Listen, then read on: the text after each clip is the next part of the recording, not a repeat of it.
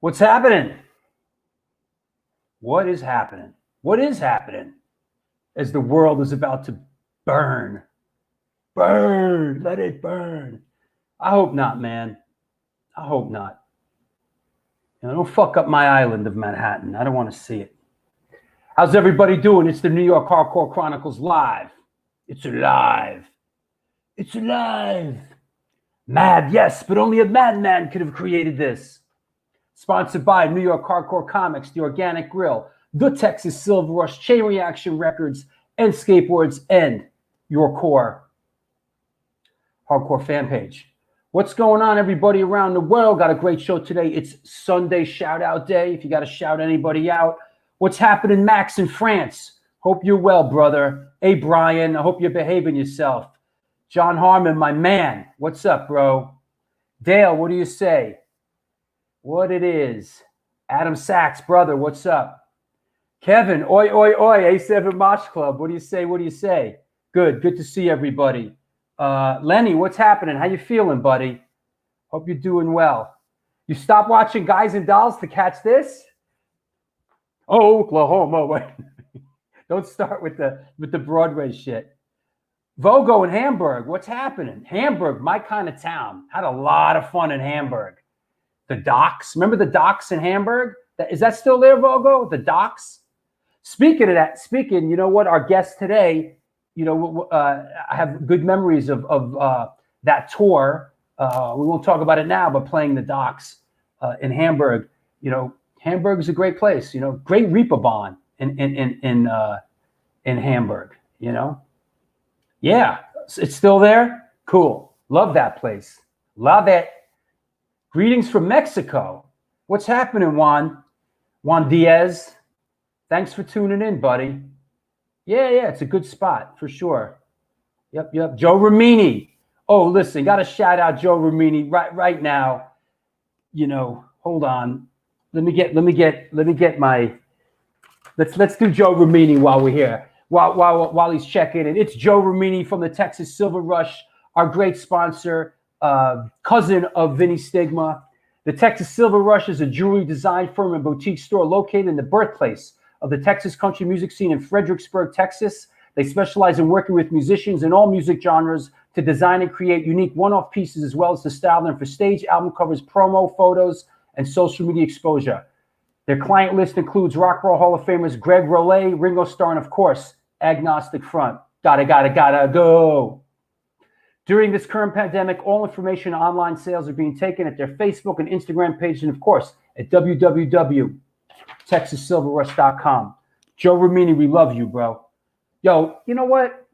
Just thinking about this as I was getting ready for the show. You know what the world needs right now? The world needs love right now. What the world needs now is love, sweet love. It's the only thing that there's just too little of. Anybody know who sang that? Anybody know who sang that? There you go. Yes, I rock. You rock. We rock. What the world? Yes, that's right. Hamburg Red Light. You know it. Listen, don't even get me started on the Hamburg Red Light District, okay? Because, what's up, Scott? How you doing, buddy? Was it Dionne Warwick? I don't know. We looked it up before. I don't think she did, the original. Was it? Who? Burt Bacharach wrote it. That's right, Larry the Hunter. Burt Bacharach wrote it. It's in my head. It's in my head today. What the world needs now is love, sweet love. It's the only thing that there's just too little of. The Burt Bacharach wrote it for sure. We looked that up. Anyway, someone look it up in the meantime, will you? Listen, you want to get it? Are we going to get into the red light districts in Germany now? Which one's better? Frankfurt, Hamburg. There you go. All right, George in Athens, Greece. What's happening? Okay, just to remind, enough dicking around here. Coming up next, right after the big election day, while the world is burning and the wheel in the sky keeps on turning. We got Mr. the AC Slade, the AC Slade. You know I'm born to lose and gambling's for fools, but that's the way I like it, baby. I don't want to live forever. AC Slade coming up on Wednesday. Dope, Murder Dolls, Joan Jett and the Blackhearts, and the Misfits. Ooh. So we got AC, good dude, got a coffee line he just launched. And then after that is, can you believe this shit? It's the 75th episode. Boom. With Wally. From Gorilla Biscuits, Youth of Today, Quicksand, Rival Schools, Dead Heavens, your band's name here. Walter Schreifels. Wally's coming on the show. Kind of stoked on that. So keep your eyes and your ears open, kids. In the meantime, what's going on with the Hardcore Shutterbug? Stephen Messina. Where is my Hardcore Shutterbug? There he is. There he is. There he isn't. Oh. Hey, there he isn't. Hello. Hello. What's going on? Hello. Hello, ball. Hello, ball. Address the ball. Address the ball. Hello, ball. So did you go to, when you went to the Reeperbahn, did you do like the Star Club and the Kaiser Killer and all that?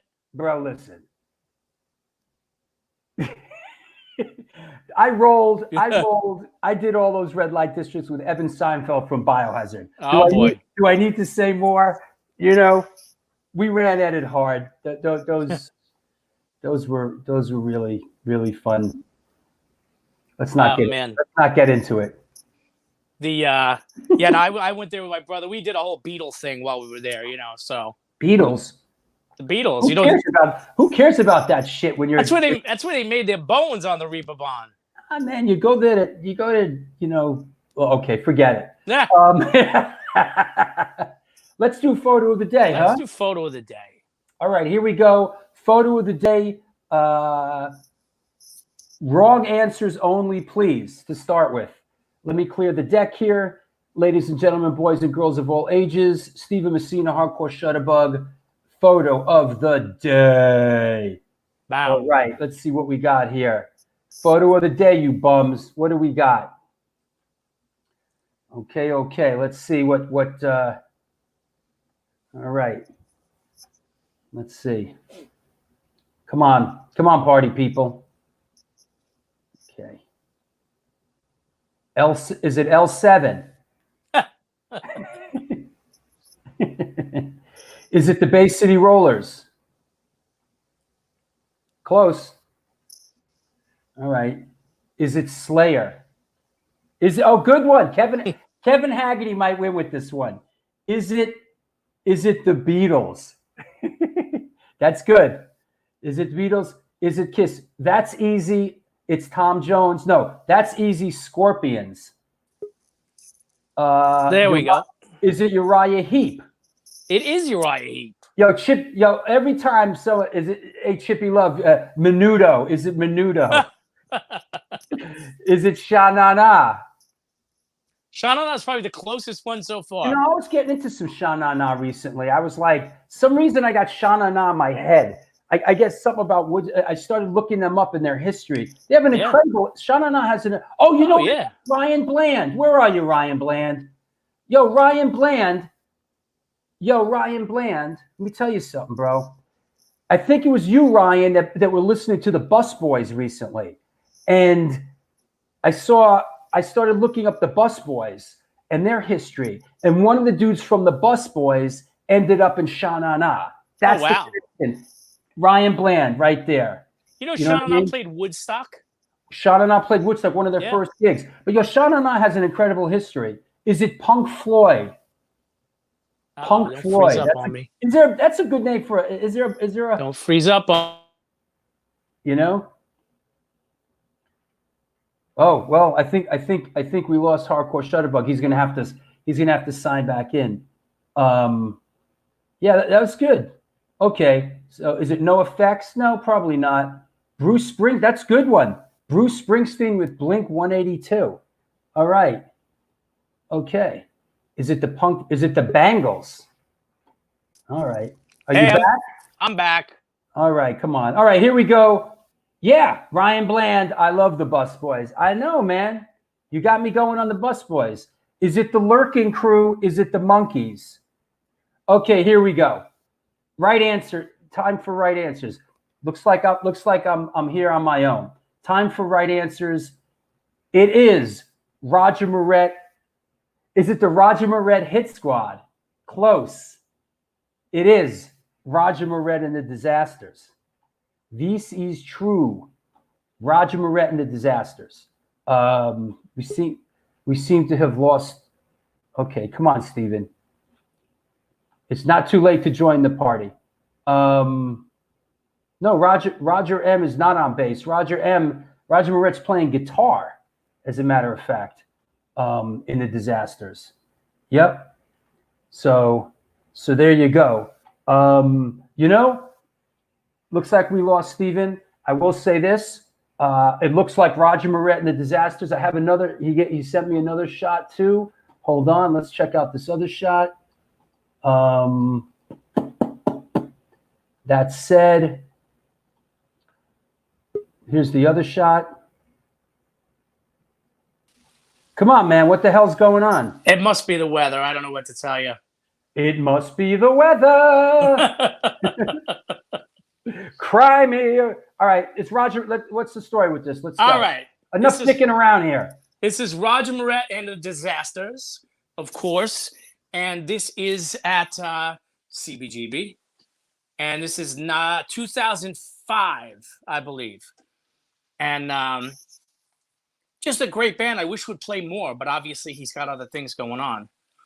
And this was just, this is still a year away from any kind of, about CB's closing and all that. And just what I love about this band is that it's like a whole different side of Roger. It leans a lot more towards the punk and a less towards the hardcore, I think. It's even his singing style is different in the Disasters records.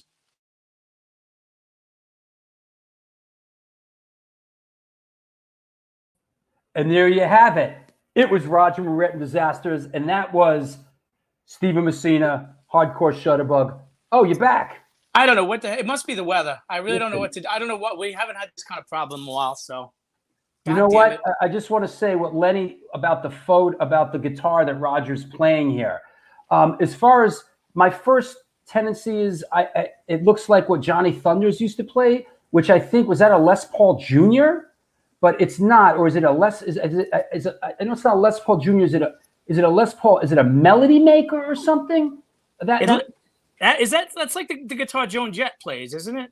Yeah. What is it? It's Johnny Thunders style, but yes, Steen says it's a double cut Gibson Johnny Thunder Les Paul Jr. But I don't know. Is it a Junior?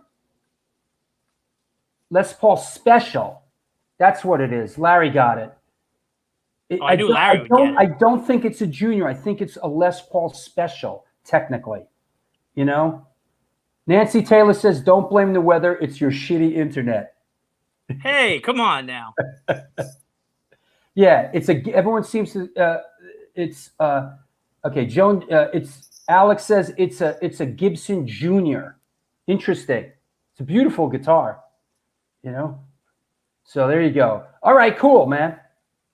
Well, I'm gonna go upstairs and restart my shit and make sure that this doesn't happen when I come on at the end. Restart your shit, homie.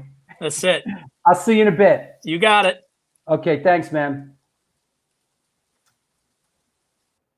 Yeah, lots of weird stuff going on in the world. You know why? You know what the world needs? You know what the world needs right now? I'm not even gonna say it. You know it. You know it. It's the New York Hardcore Chronicles Live, sponsored by New York Hardcore Comics, The Organic Grill, Texas Silver Rush, Chain Reaction Records and Skateboards, and Your Core Hardcore fan page, which is a digital platform aimed at capturing hardcore punk bands in real time and get up-to-date information on what they're doing now. Also, the page is focused on promoting and supporting bands, the venues, the merchandise through the Instagram app on Your Core fan page. Thanks a lot, Chris. Check out Your Core fan page. Yo, Chris is doing a lot of cool stuff on that page. Go check it out. That said, let me clear the deck here. Everybody behaving themselves. Much respect to New York Hardcore Comics. Absolutely. What the world needs now is an egg cream. Absolutely. The world needs more show tunes. Could be. Yeah. There you go. All right. How's Florida, Drew? It's cold and rainy. You want to know how Florida is? Here's the view. Here's the view. You saw a couple shows ago, the view from my place. Here's the view from Arnie Stone's place. All right. Let me get there you go. There's the view from Arnie's place. You see? What a difference between New York and Florida, huh? This is what's going on. Looks like the Middle East here, right? So there you go.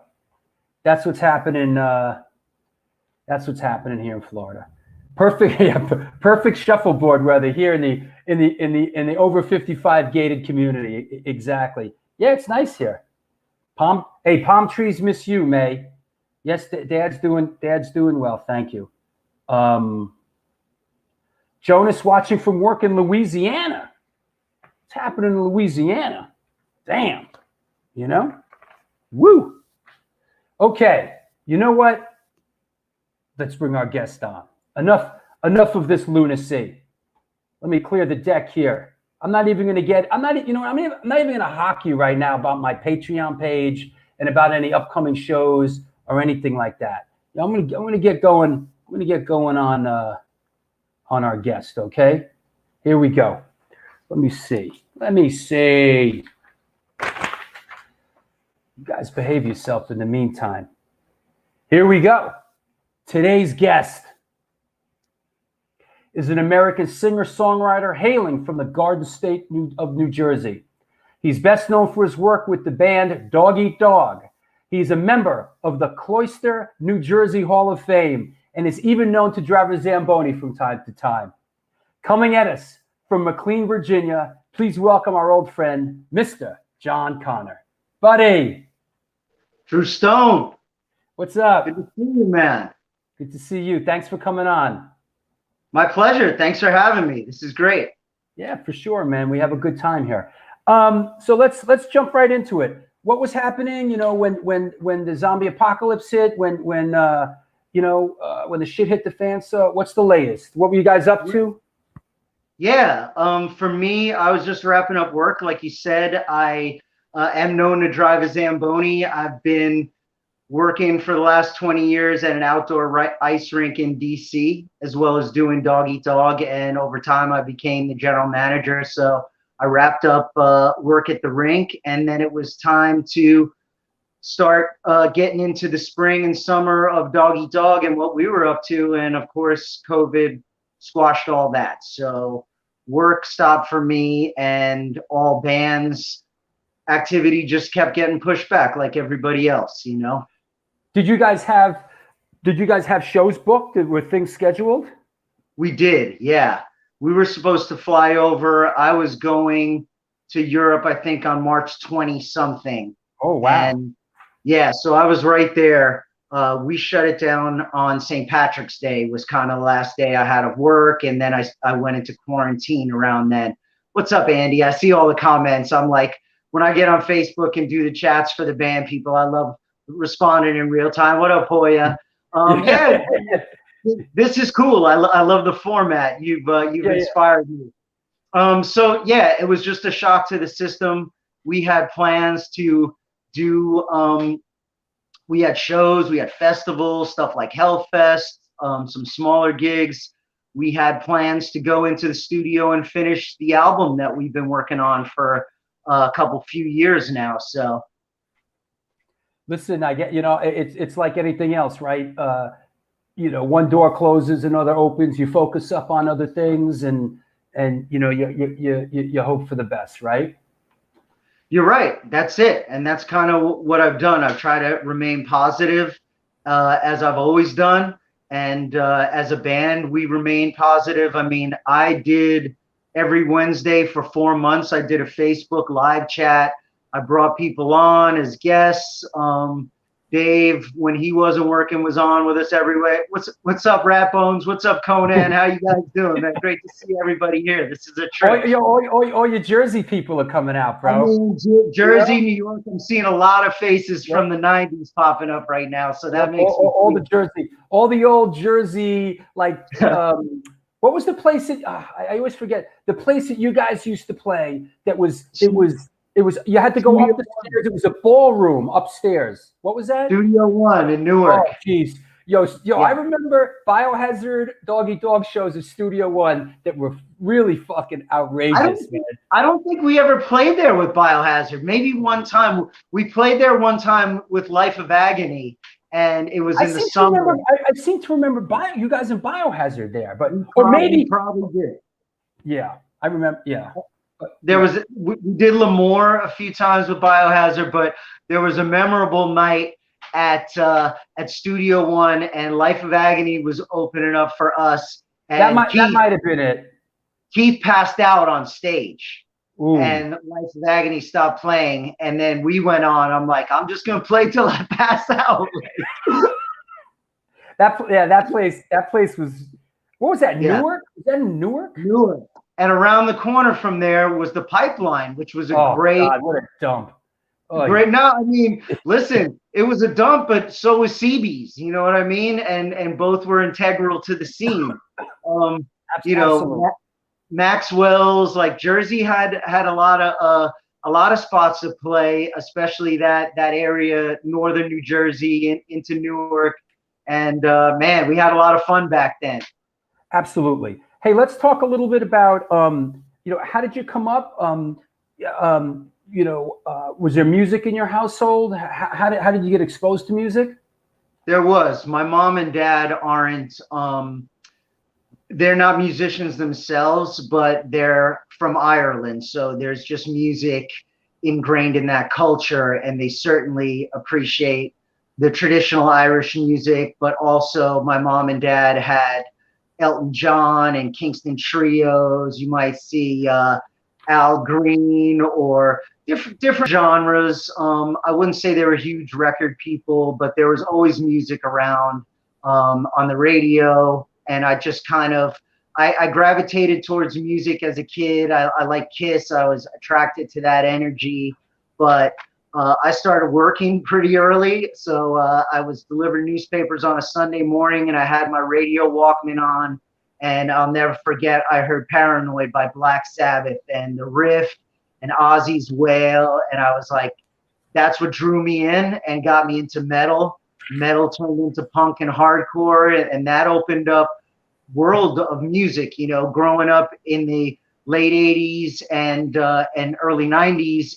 I was in Bergen County, New Jersey. So Manhattan and any of the 5 boroughs were right there, and there were shows going on. So, I was into going to live music. It really attracted me at a young age, just the energy of music, and how it could transport you somewhere else. And I still have those feelings to this day. Absolutely. And you grew up in northern New Jersey, right? Yeah. Give us the little tour. I know you moved around a little bit, but give us the little tour of places in northern New Jersey that you grew up, that you lived in. Yeah, it was basically one spot. Like my parents immigrated from Ireland, and they lived in the Bronx. I was born in Manhattan, and then we moved to like right across the GW Bridge, Fort Lee, Englewood Cliffs, and that was my first school. We moved just probably 10 minutes away from there up to Closter, which is like the Northern Valley, or kind of 076 as the Doggy Dog crew expanded. Yep. And our family grew. We kind of called our crew the 076, and that was the zip code of our county. I mainly spent time in Closter. I met Sean when I was 15, 16. He moved to the town, and I had moved from Catholic school to the local high school at probably, sophomore year or something like that. And Sean and I are locked. What high school did you go to? Northern Valley Demorest. Is that this? Yeah. Rock star in training right there. You're doing it big right there. Respect. Yo, You know? Jersey hair. I mean, that was my graduating picture in 1987. That's So, awesome. I still got the follicles. It's thinned out. I just cut my hair, but it was longer than that 3 days ago. Listen, you're Irish, man. Like with a name like John Connor, you better be Irish, and you better have a good head of hair. If not, I'll wear the page boy cap. So we got looks. We got looks. But growing up, Sean and I met. We were interested in music. We were buddies. We got interested in skateboarding together. Dave Niebuhr and I met at the China Club, which was a adult venue with a stage in a neighboring town, but they allowed underage shows on Sundays. So you could go see a cover band or an original band play metal. And Dave and I met there. We kind of had a play date where we both brought our skateboards and we hung out. And I don't know, I don't think we drank beer that day, but we definitely wanted to. And that's how I got involved with the scene. The Mucky Pup guys as well. Well, let me interject here. First off, as we're talking about Northern New Jersey, I got to throw Vinny Raffa's name in the mix, right? Please. Vinny Raffa. When was the last time you saw Vinny Raffa? Vinny Raffa pops up at like those dog eat dog shows that we've done over the last 10 years with Dan Nastasio and guitar. I just saw Vinny Raffa. I mean, he's a legend. Vinny and I were partners in Nice Skate Shoes. We made skateboard sneakers together. There he is. There, and look at the shirt he's wearing. Vinny Bucks Coffee. There he is, the legendary Vinny Raffa. I mean, wow. Listen, Vinny Raffa could have been Shepard Fairey. Shepard had the art school education, but they were parallel to me. They were peers in the 90s. I met Shep because Dave's girl Kim went to college with him at RISD. So we met him when he did the Andre Billboard, and he's turned into an international street artist. But I put Vinny Raffa in the same category as that guy. Not everyone blew up, but he still was. That's an OG right there. Absolutely. And like what this is here is my godfather owns a movie equipment rental house in West Nyack, New York.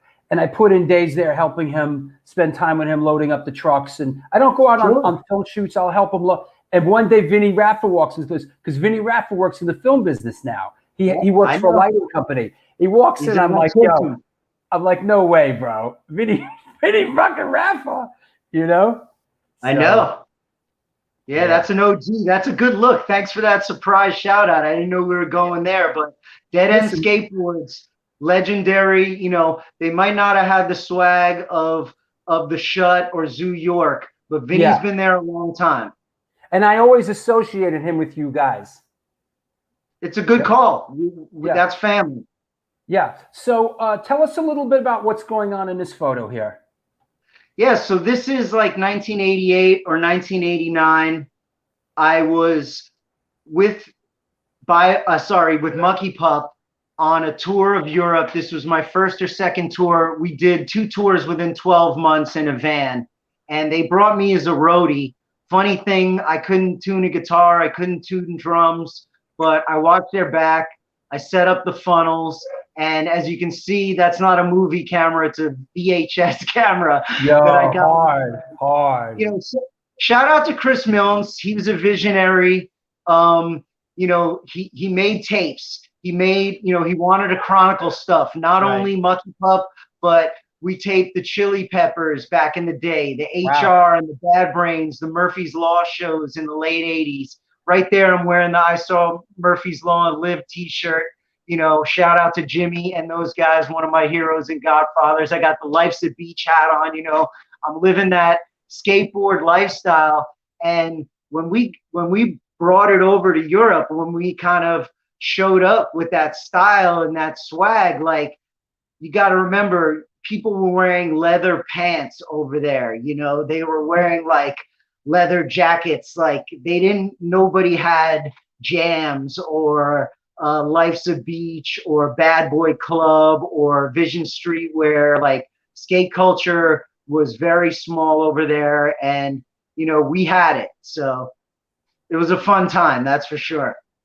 And I just saw somebody. I did not. Is this true that? Hold on. I just saw a good post. Where did that go? Did Dog Eat Dog play the last show at Studio One? I have no idea. Okay. We did film a video for No Fronts at the Pipeline and at Hunt the Mountain. So that was definitely our stomping ground back then. And fun fact on that video, that is the first music video ever to feature snowboarding in it, period. Ended up on Beavis and Butthead, and they called it skiing. They didn't even know what it was. Before we get to all that, you mentioned when we spoke before about when you were out on that tour that there was a particular band that really inspired you. To tell us a little bit about who that band was and how that shook out. Absolutely. So I was a roadie for Mucky Pup, as I mentioned, and we would play Cavity Creeps by Murphy's Law, and I would sing instead of Chris Milnes, as like sometimes we opened the show, sometimes it was an encore, depending on what Chris wanted to do that night. He was real cool about changing things up on a nightly basis. I always remember that.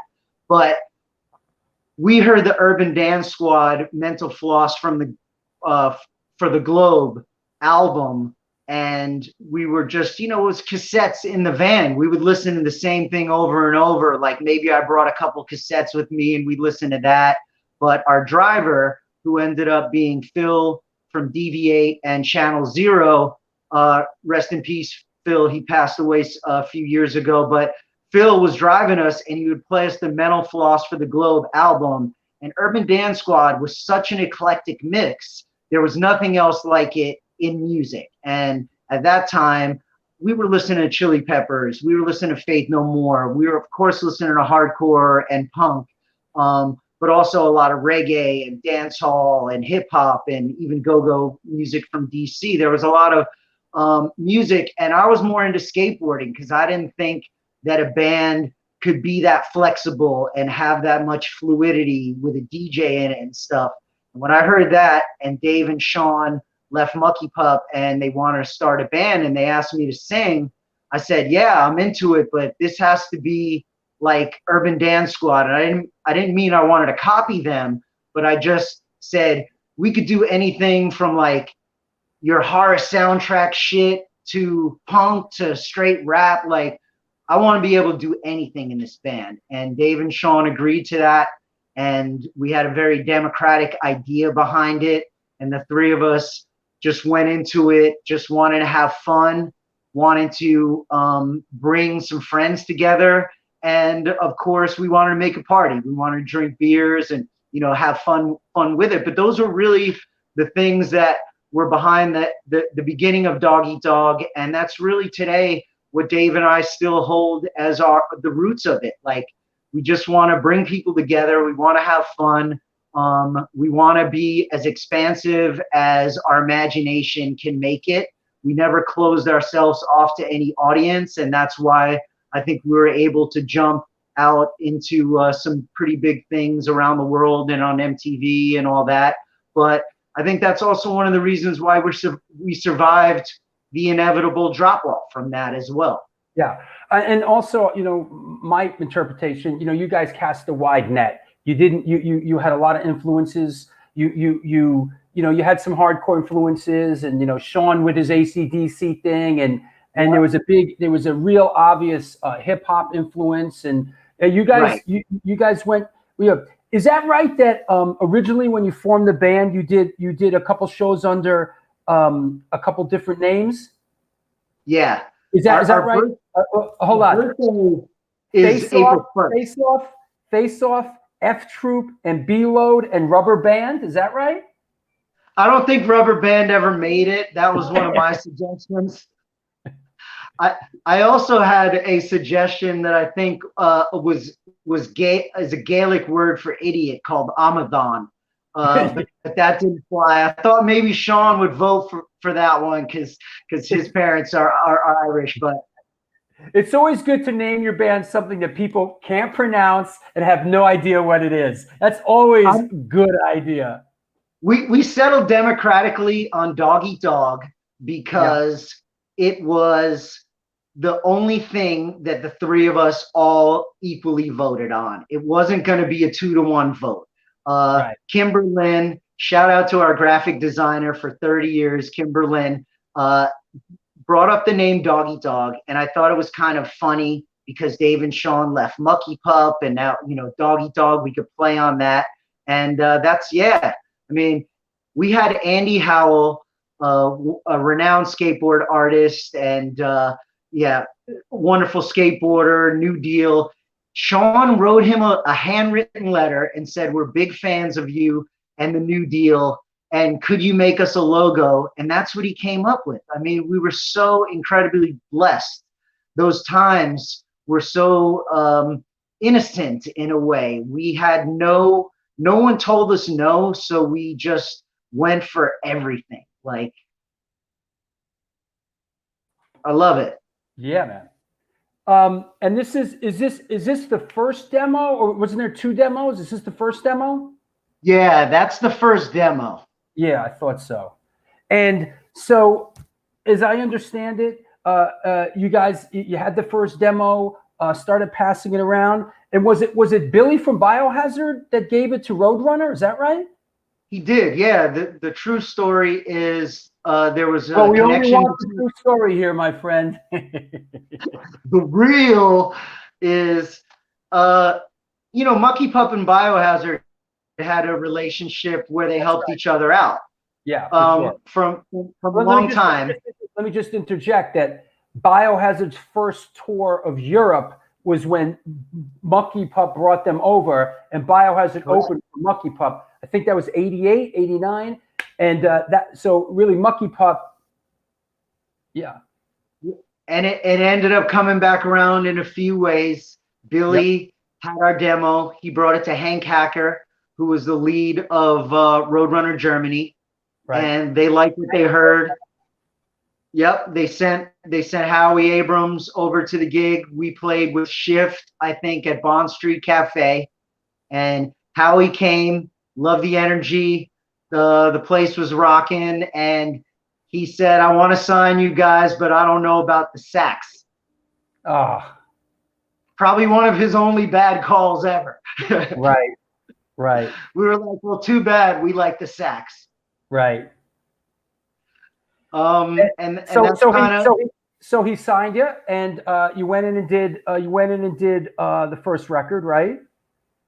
What's up, Sean Kilkenny? I love you. Yeah, man. Hey, Sean, what's up? Sorry, that new ACD record sucks. Just kidding. He's crushed. He was crushed by that. We re-recorded our second demo as our EP.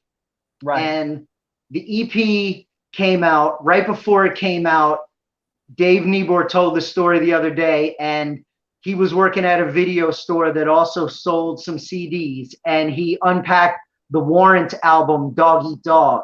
And we were so bummed out. This hair metal band came out with a record called Dog Eat Dog. They ruined our debut. So we're like, fuck you, we're calling our album Warrant. That was great. And forever we have this connection, and I don't think they were happy about it. They were the bigger band at the time. But it got us put in record stores in a couple of different sections. So it ended up being a funny thing. But so then we had one tour. We went to Europe with the Bad Brains on the Rise tour. We got to go to the United Kingdom. So we played with the Bad Brains and the Goats, that instrumental hip hop band from Philly who even predate the Roots.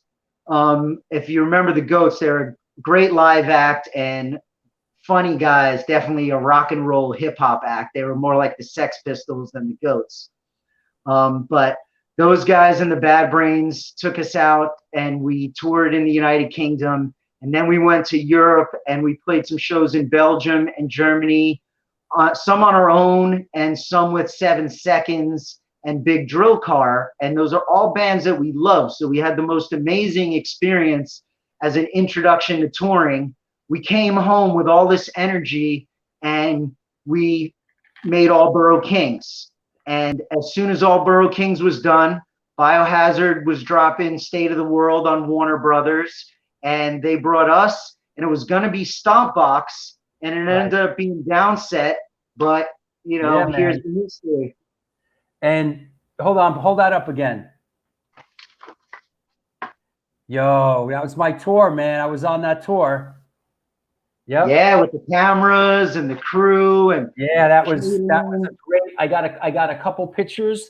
I got this one here. Speaking of Sean, let me from that tour. Here's a shot of me, Dave, Sean. This is in the Alps. This is in the Alps on that tour, on the Biohazard Dog Eat Dog Downset tour. You know, this is like one of those venues. I think we literally climbed out the window of the dressing room. Yeah, it was in Graz at. Wow, you remember this? At a castle. Unreal. Yeah. And look, and I gotta say, Sean wore those shorts the whole tour, and we were joking after a while that, yo, those fucking shorts could get up and play the show by themselves at this point. He lived in those shorts for a month. Right, it was like Bobby wore like leather pants for like 40 days straight. Yep. Yeah, it was.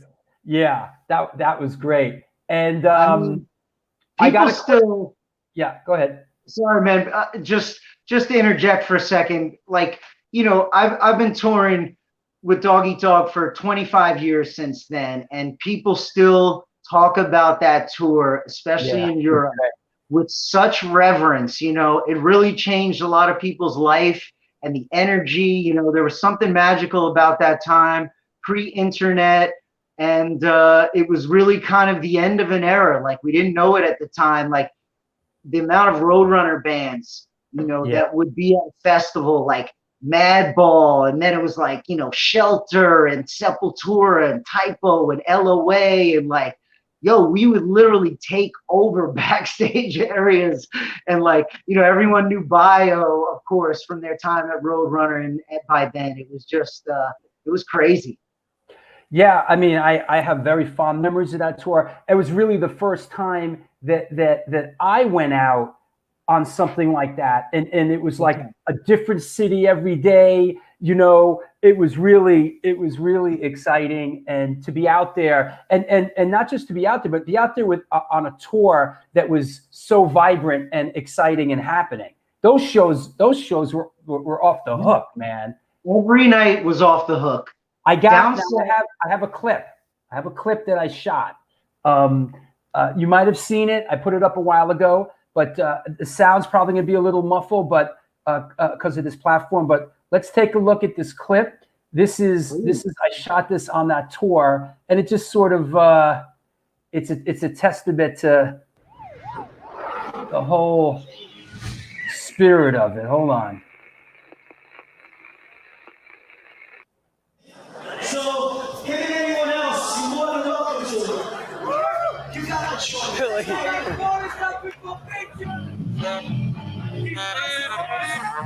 He's one to you. He's one to everyone.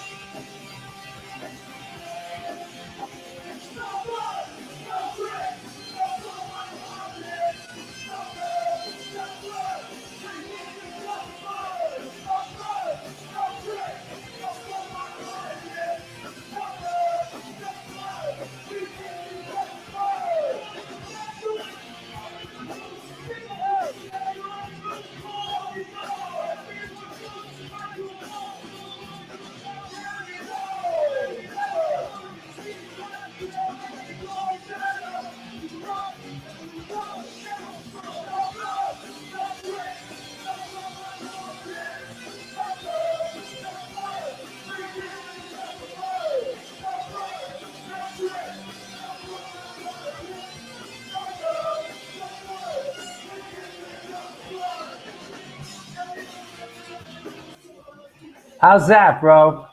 I mean, say no more. It was just a vibe. It was great. It was really great. So It was fun, man. So that record really gets some momentum, especially in Europe, right? And you guys really caught the wind. You know, the sail caught the wind in Europe, and you guys really blew up big in Europe, and to the point where it wasn't at that time. I think it was at the beginning. It was after this sort of cycle. You guys were nominated for Best Breakout Artist on MTV, and you guys fucking won the video. You guys won. Yeah. So it was a whole nother year after that, actually. Right. Okay. We toured the balls out of that album, and we did Europe up and down, from hole in the wall, no places, to the biggest of the big, really. So it came around to the spring of '95, a year later, and we played the Dynamo Festival in Eindhoven, and over 100,000 people showed up. And on a sunny afternoon or evening, we came out and caused an earthquake. It just was the culmination of 12 months of work, almost exclusively in Europe, just going hard every night and having a lot of fun.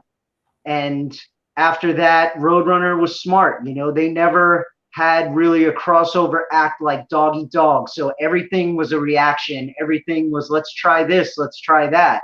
But a genius move was when Howie Abrams and our manager and our attorney linked us with Jam Master Jay, and they remixed No Fronts.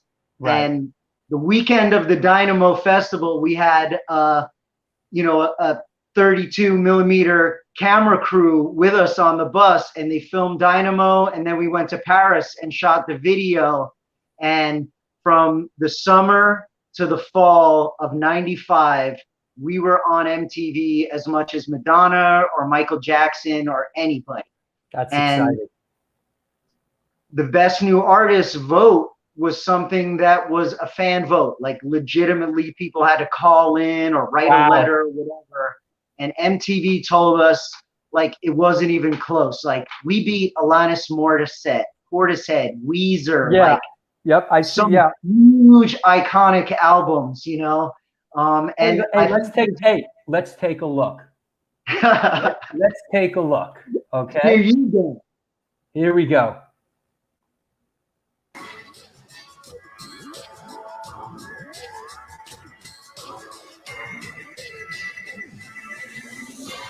Dog eat dog. Extra. Alanis Morissette. To remind you of the mess you left. Portishead. Weezer.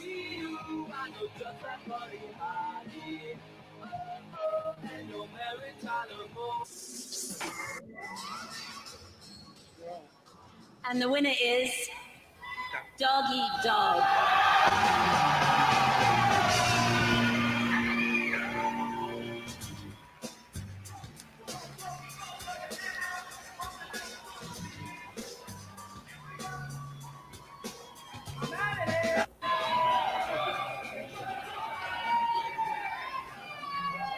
Yeah.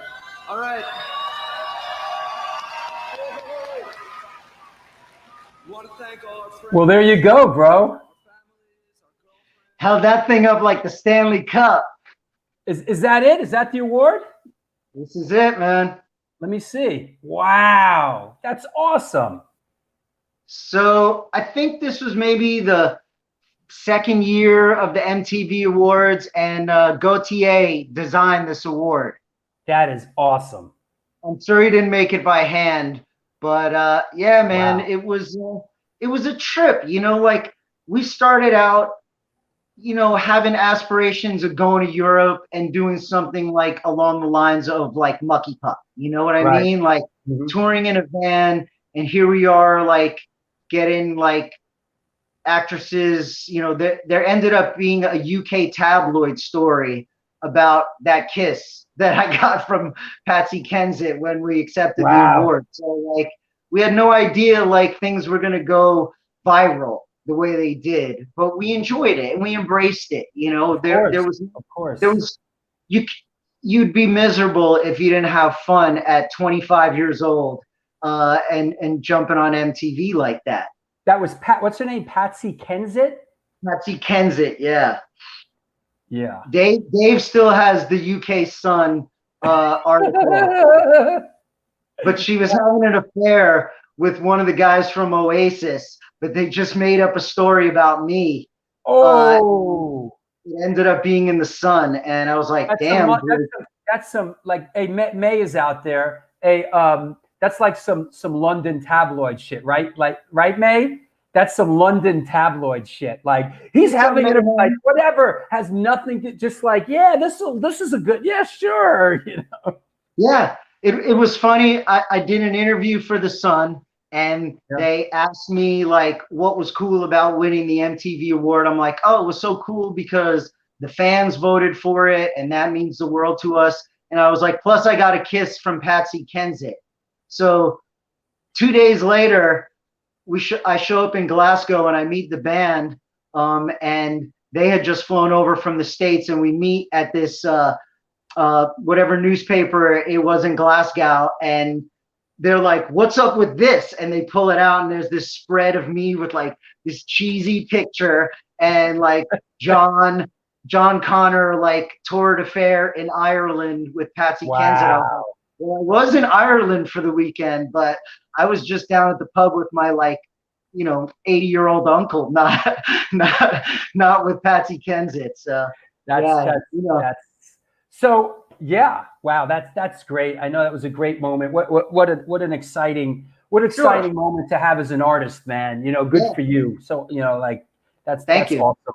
Yeah, and it was all sort of clicking. And you beat Alanis Morissette. You know, good. Because I can't stand her about as much as Billy Joel. So I'm glad she took a beating. You know, I have no ill will towards Alanis. I like that record. I like the Weezer record. It was funny. We just did a tour last year for Allboro King's 25th anniversary, and Dave and I were discussing it, and we're like, you know what? Let's do a bunch of covers of some music that we liked from 1994, like stuff that was fun. And Dave was a massive Green Day fan, so we did Basket Case, and I made him sing. But we did Portishead, Wandering Stars, and I still listen to that Portishead album all the time. It's brilliant. I must admit, I do not really know that group. Yeah, you got to check it out. They were like trip hop. In a very early age. I don't really know how much I dislike Alanis Morissette, but like I think like I heard that song so many times like that it makes me just like it's like a knee-jerk reaction. Like anytime anything's that forced down my throat, I'm like, they suck. You know, like so. I understand. Somewhere in Europe, there's somebody saying the same thing about Doggy Dog from 1994. Okay. Bro, there's people say that about me all the time, and it's great. He sucks. If you have haters, you're doing it wrong. Hey, listen, don't be a hater, right? That said, hey, I gotta shout out some sponsors, and we're gonna do a Sid the Kid. What's that? Please do it, man. Pay the bills. I'm gonna do a Sid the Kid. Sid the Kid thing, and we'll bring you back in about 10 minutes, and we'll talk about a couple of other things. Actually, the person that I went back and forth with today about you being on the show was Daryl Jennifer from the Bad Brains. So I told him, yeah, look who's on the show today, and he said, hold on, I'll tell you what Daryl said. You know, he said, of course, you know. Hold on. Here we go. He said, of course, yeah, John, AC/DC, Sean, Basie, and homeboy Brandon, love and hugs to all those guys. So from Daryl Jennifer. Yep. I love all right, it. man, I'll see you in a little bit. Messages from the mentors, man. Check you soon. Yo, it's the New York Hardcore Chronicles Live, sponsored by New York Hardcore Comics, The Organic Grill, the Texas Silver Rush, Chain Reaction Records and Skateboards, and Your Core Hardcore fan page. The Organic Grill is a vegan restaurant located in the East Village of New York City at 123 First Avenue, featured in New York Magazine, the New York Times, and Veg News. Their dishes have won numerous awards, including Best Veggie Burger. They make their own cheeses, sausages, and burger patties, and every dish on the menu can be made gluten-free. Nothing's free in this world. This year, they are celebrating their 20th anniversary, and they're all about having a great time while enjoying amazing, clean food. After 3 months of being closed, they're now open for deliveries. Get in touch with them and order some great food at www.theorganicgrill.com. That's what's up. Also, want to shout out all my patrons. Don't be a Patreon, join Patreon. There it is. Please support this show. I know you're out there lurking and you're wondering, how can I lurk much longer like this? I have to come in from the cold. I want to support the show, but I'm just not sure how to do it. Boom. There it is. There's Patreon. I want to shout out some of my new patrons: Danny Cavazzi, Meredith Bain, Anthony Green, Philip Oakey, Kelly Dominicchio, Zappacor Waikato, The Mag, and Christopher Hoffman. So there you go.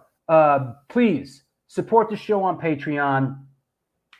It's our community within the community. I post all kinds of never before seen content. We do special Patreon shows. So there you go. Jump in the game. Don't be scared. Jump in the game. What else? Another show coming up on Wednesday, November 11th, from Public Image Ministry, Killing Joke. Martin Atkins is coming on the show. This should be super cool. And then after that, we got the Il Nino guys. We got Laz and Dave Chevalier from Il Nino coming up after that. So don't forget, lots of cool shows coming up. Don't be scared. What else? I think that's that. Oh yeah, you know what? New York Hardcore merch. Listen, there's merch out there. The mug, the shower curtain. We just put up another version of the girls' leggings. The girls' leggings were such a hit.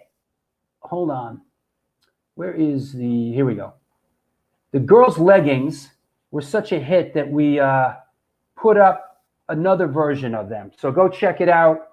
It's the New York Hardcore Chronicles Live merch. I'll put the link in the chat room. Here you go. In the chat room, just for you. There you go. Don't be shy. Buy a mug. Get a pillow to prop your girl's ass up on. New York Hardcore shower curtain. Wrap your naked body up. Hide that naked body in the shower. Got the doggy hoodie. My dad was rocking a New York Hardcore Chronicles Live hoodie just before. So it's all, yeah, that's right. Yes, Christmas is coming. Christmas is coming. Where did I see? Hey, Lori. Hi, Lori Dawn. Hope you're well. Yes, you need a pair. New girls' leggings with the logo all over it. And that's the pitch that got me in. Which pitch? Was it the curveball or the knuckleball? Listen, the pitch is this. You know, I'm busting my ass doing this friggin' show. Join the Patreon page and support the damn thing. You know, what do you want me to tell you? Everybody likes free in this world, right? Come on. That said, let me clear the deck. Got some special guests on the show today. Tomorrow, I'll love you tomorrow. There you go. Sid the Kid, what's up, bro? How are you? Up, Drew? All right, what's happening? What are you, tough guy over there? What's going on? Well, would you hit a guy with glasses? I don't know. I don't know, man. I don't know. Well, that's what happens when you get old, Drew. It happened. What you try to be a tough guy? No, I got to wear glasses because I can't see worth a shit anymore. Dude, I've been wearing glasses since I was a kid, you know? I mean, I know how Jimmy G feels now. I love Jimmy. But hey, some of us have been wearing glasses, you know, whatever, man. You know, it's okay. Hey, so we're gonna do something a little bit different today, huh? yes, we are. Tell us what we're gonna do. So we're basically going to bring on some guys here and talk about a project they've been doing that I've been listening to that's on Bandcamp, and I'm really psyched about it. It's a really good album. Absolutely. So we're gonna bring on some of our friends from War Orphan, starting with our friend Dave Basin, Richie Sip, and Dante Renzi. What's happening, man? What's up? Hey, Dave, tell us a little about the band and what's going on. Sid kind of put you on everybody's radar screen, and tell us a little bit about the band and how it came together. Came together from mostly me and Richie trading voicemails, trying to make each other laugh, and we started. I would leave him voicemails telling him how all those metal records he likes are really silly, and then he would put a riff behind it and the back. And then when COVID happened, he said, "Why don't we do this a little more seriously?" And he sent me some stuff that he and Dante had been working on. And I'm out here in LA, and I put my vocals on it and send it back, and we all got really excited about it. And you were in Barf Bag before this, right? Yeah, still doing Barf Bag. That's me and Brian from the Dresden Dolls and Kenny from AWOL Nation, and that's more like kind of like 80s skate punk, suicidal kind of stuff. Yeah. And this is a little bit, a little more hardcore. And Richie, of course, I mean, you have quite a pedigree. You were in Sick of It All for all those years, and Hoya shouting you out, Corona Richie, his own. Yes. Oh yeah. Right. Cool. So tell us a little bit about Richie. How'd you hook up with Dave? And when I left Sick of It All, we were doing that Reach Band thing, and we were playing Coney Island High, which is another club that we all missed. And Dave was actually, I think, new to New York from Canada, and he saw us play and liked it, and just started a conversation with us. And I think we were his first American friends in New York, which was true. That is true.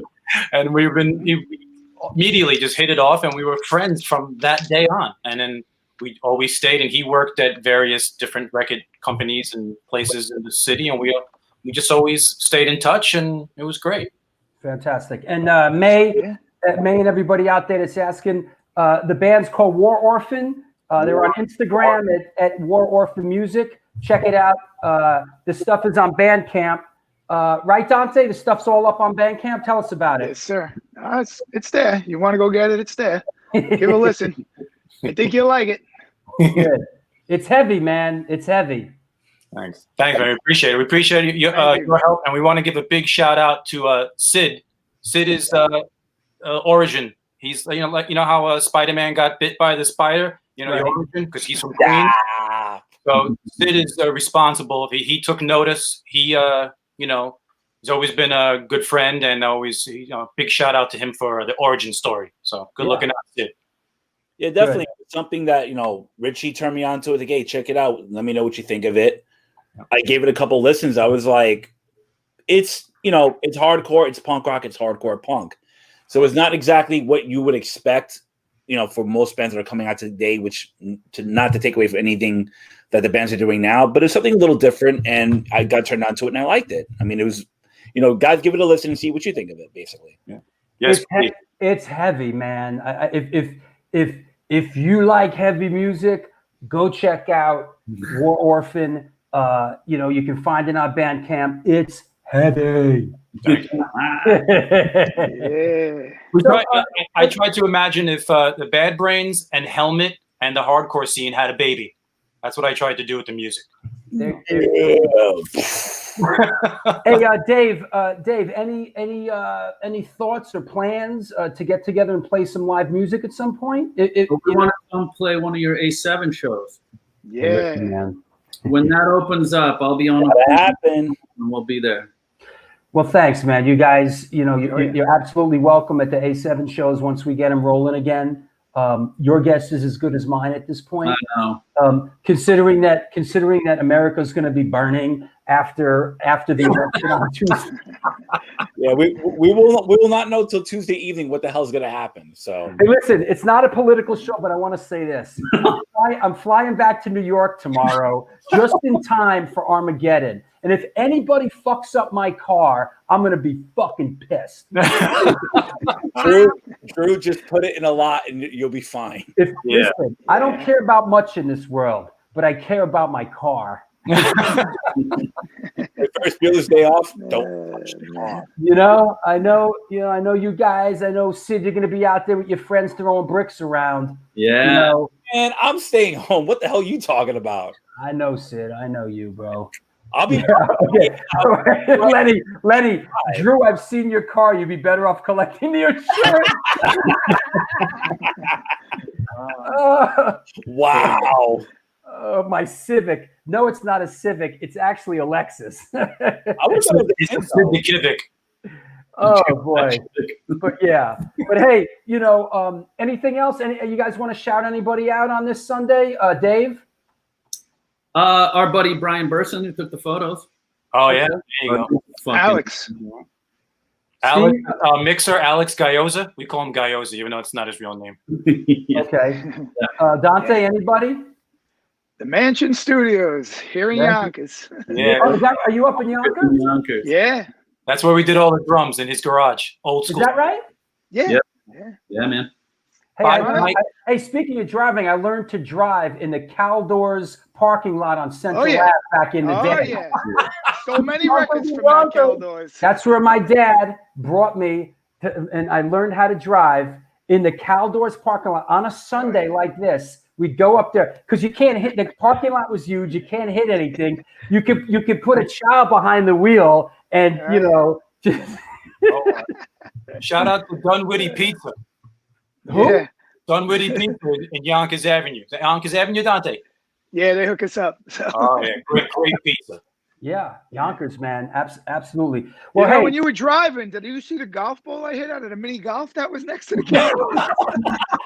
remember the ground round on Central Ave up there? Yeah, I used to play there when I was 8 years old. It's great. Look at me, Alice. I'm 13. Yeah, boom, Yeah. All right. Man. Hey, listen. Good times. I want to thank you guys for coming by. Later on, you're gonna have to come on and do a whole show with us. When the A7 shows get happen again, you guys gonna come. You're gonna be my guest. We'll have a great time. I wish you all the best with War Orphan. Everybody out there, check out War Orphan. The Instagram is @WarOrphanMusic, and check them out on Bandcamp. So thanks a lot, you guys. Thank Drew, you. Sid, thank you See very you in much. Yonkers, Drew. We'll talk. See I'll you. see you in Yonkers. I'll talk to All you right. soon. Peace out. yo. Bye-bye. All right, Sid. Well done, young man. Thank you. And Drew, you forgot two things. No, I didn't forget. That's why I didn't get rid of you yet. And Okay. that's why I was gonna bust your chops every Don't time. get your panties all bunched up, Sid. First off, you FYI, get this. no panties here, just box. No. First off, you get this, Sid. You get your little thing, right? Ooh. Your thing. Hey, that thing. The thing's over there. Hey, that thing. Don't worry. That thing about Murray. All right. The thing So- down there. All right. thing. And here's your other thing. Tell us about what's going. Didn't you already do this, bro?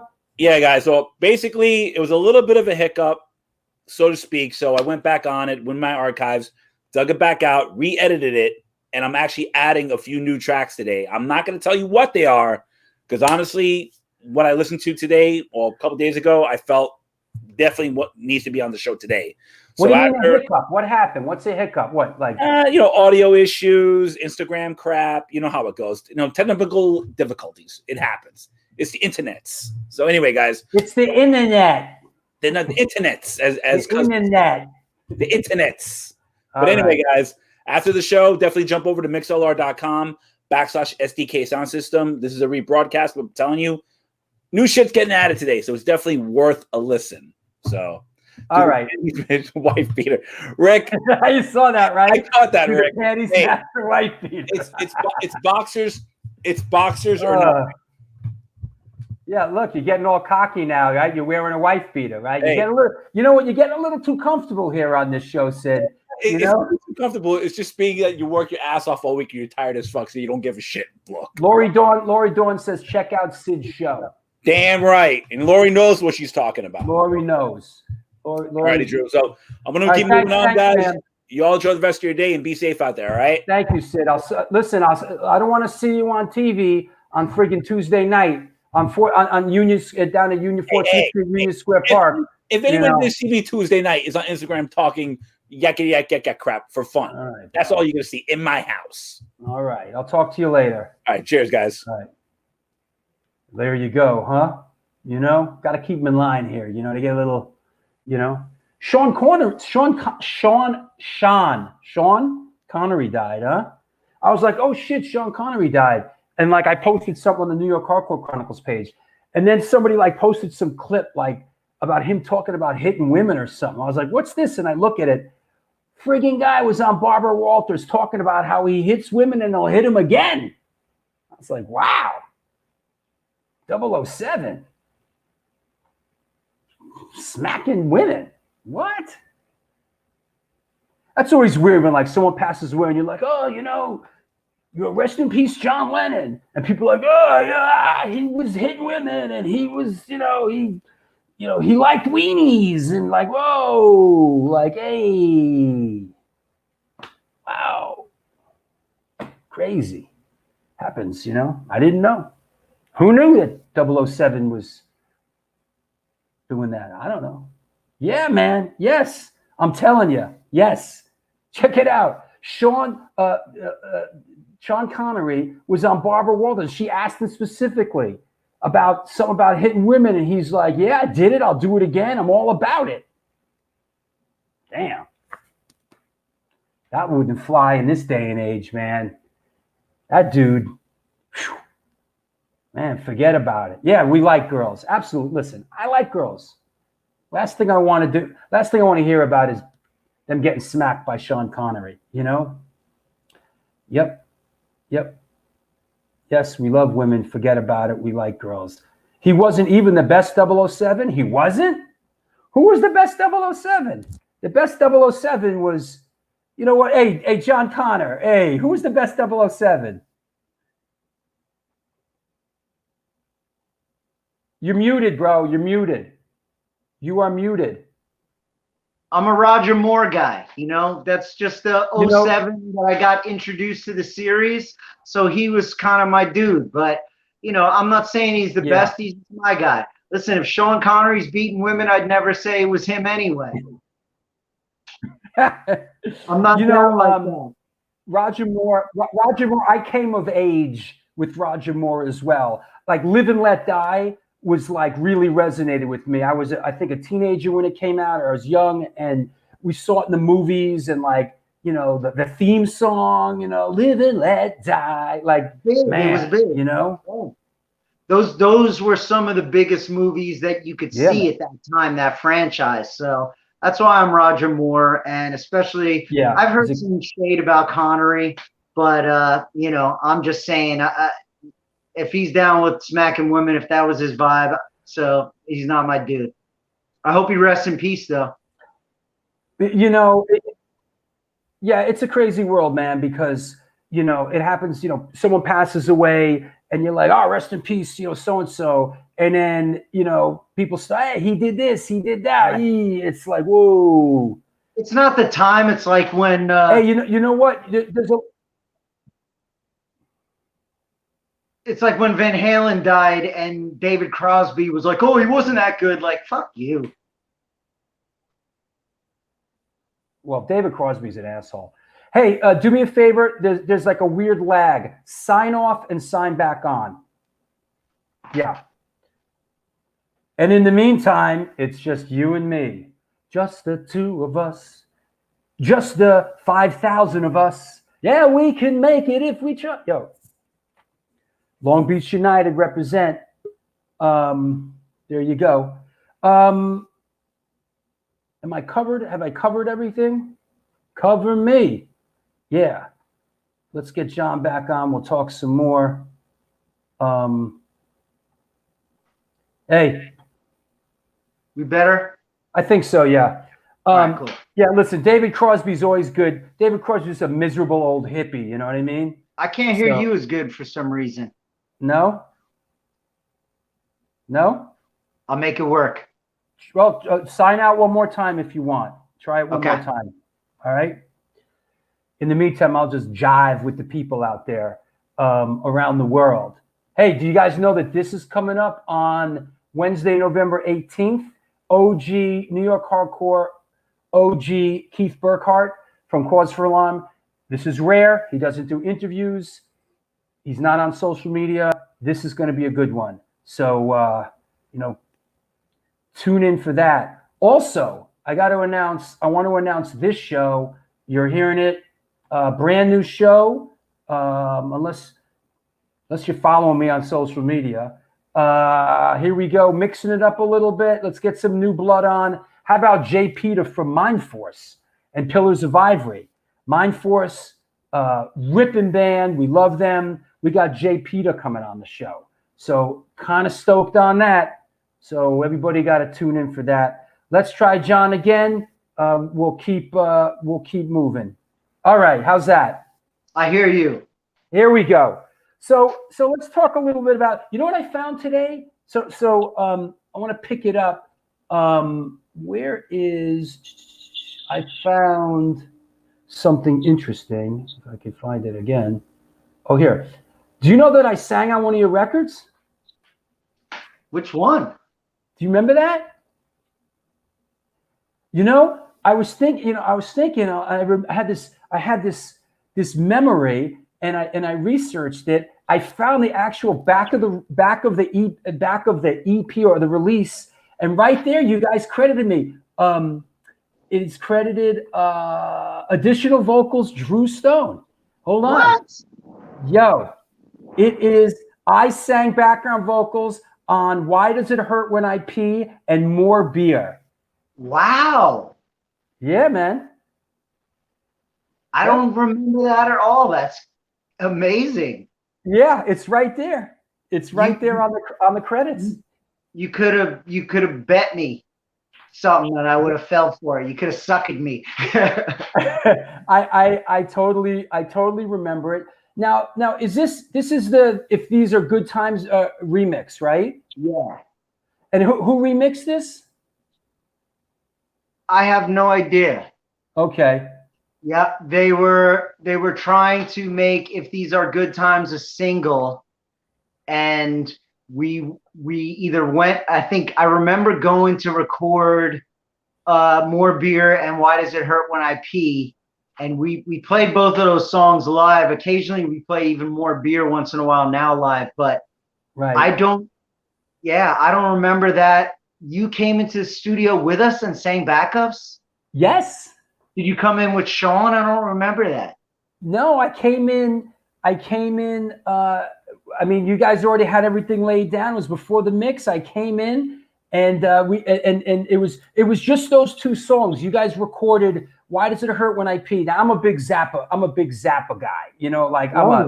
Frank Zappa is one of my all-time favorite artists, and More Beer, the Fear song, right? And yeah. Sure enough, I came in and I got a mic and sang background vocals, sang vocals. That was definitely after the Biohazard tour. So I know. It was definitely because the lineup here is. Oh no, Dan Nastasi played. Oh no. Yeah. He's credited there because he played on the album, which is truthful, right. But he wasn't playing in the live band at that time. Got it. So yeah, I thought you'd find that interesting. I love it. I do not recall that at all, but shit, it's 25 years ago. Hey man, we are inextricably linked, and I see, of course, this release is dedicated to the memory of Chuck Val, and design and layout by Kim Berlin, and photo by Danny Clinch. Yeah, we were psyched. Shout out to my man Chip Love, who I saw on here earlier. I don't know if he's still here, but he was the one who hit me to Danny Clinch. He was like, yo, you should get this guy, Danny Clinch. Yeah. It was either him or Kenny Dredd from Atlanta. One of those guys was talking about Kenny. Yeah, I remember him. Wow. Yeah, he was part of the HR's crew. And then he tried to link me up with Dallas Austin originally, and I forget what label he had, but they were interested in Doggy Dog a little bit, but they ended up like putting it was, I think, LaFace maybe. They ended up putting out TLC, but Dallas Austin was into rock and a lot of different stuff. So yeah, man, Cool. Could go in all directions. Let's talk a little bit about so after Allboro Kings and sort of like that great glory run, right? You guys eventually make it back in the studio and you record Play Games, right? Yep. And you connect with the RZA from the Wu-Tang. How did that come about? Same way the Jam Master Jay connection came up. We shared the same attorney as RZA, and I guess he represented not all of, but some of the other Wu guys.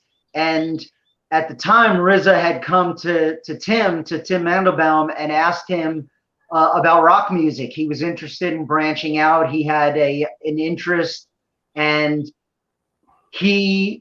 I guess someone showed him the Dynamo clip or the Jam Master Jay remix or whatever, and he was like, cool, I'm into it. And RZA was supposed to come out to our rehearsal hall, our rehearsal space in New Milford a few times, and he just no-showed. So it was time to... Which is a notorious Wu-Tang thing to do, you know? I mean, but the funny thing was, it was time to What's that, a female? You have females over there? Believe it or not, man, is that not hardcore? Damn, bro. Oh, Angie, you've met her before. Go ahead. She's on doggy duties. But right. Yeah, it came down to it and was like, if we're gonna do this song, it's gonna happen. We booked the studio. I think we went in Chungking or one of the studios in Manhattan. RZA came in. He had a fat lip. He was at a fight the night before in Vegas and had the Wu-Tang Killer Bee rings on. You know, we got video and footage of it. It was pretty amazing. He came in and he wasn't bullshitting. He was like, okay, I've got a beat. I've got a horn idea. This is how I want the bass to go. But the guys had the freedom to play their own kind of their own roles. And then, you know, he came with the hook. He really, you know, wasn't messing around. And it ended up being a great session. We got a song out of it.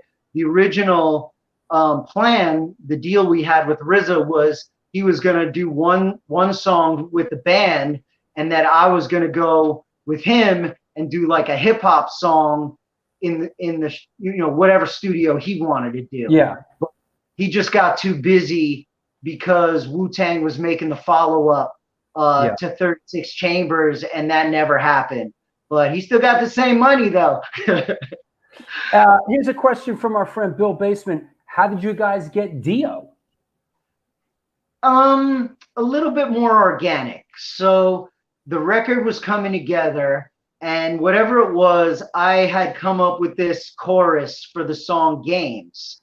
And whatever it was, when I was hearing the melody, I was hearing Dio sing it.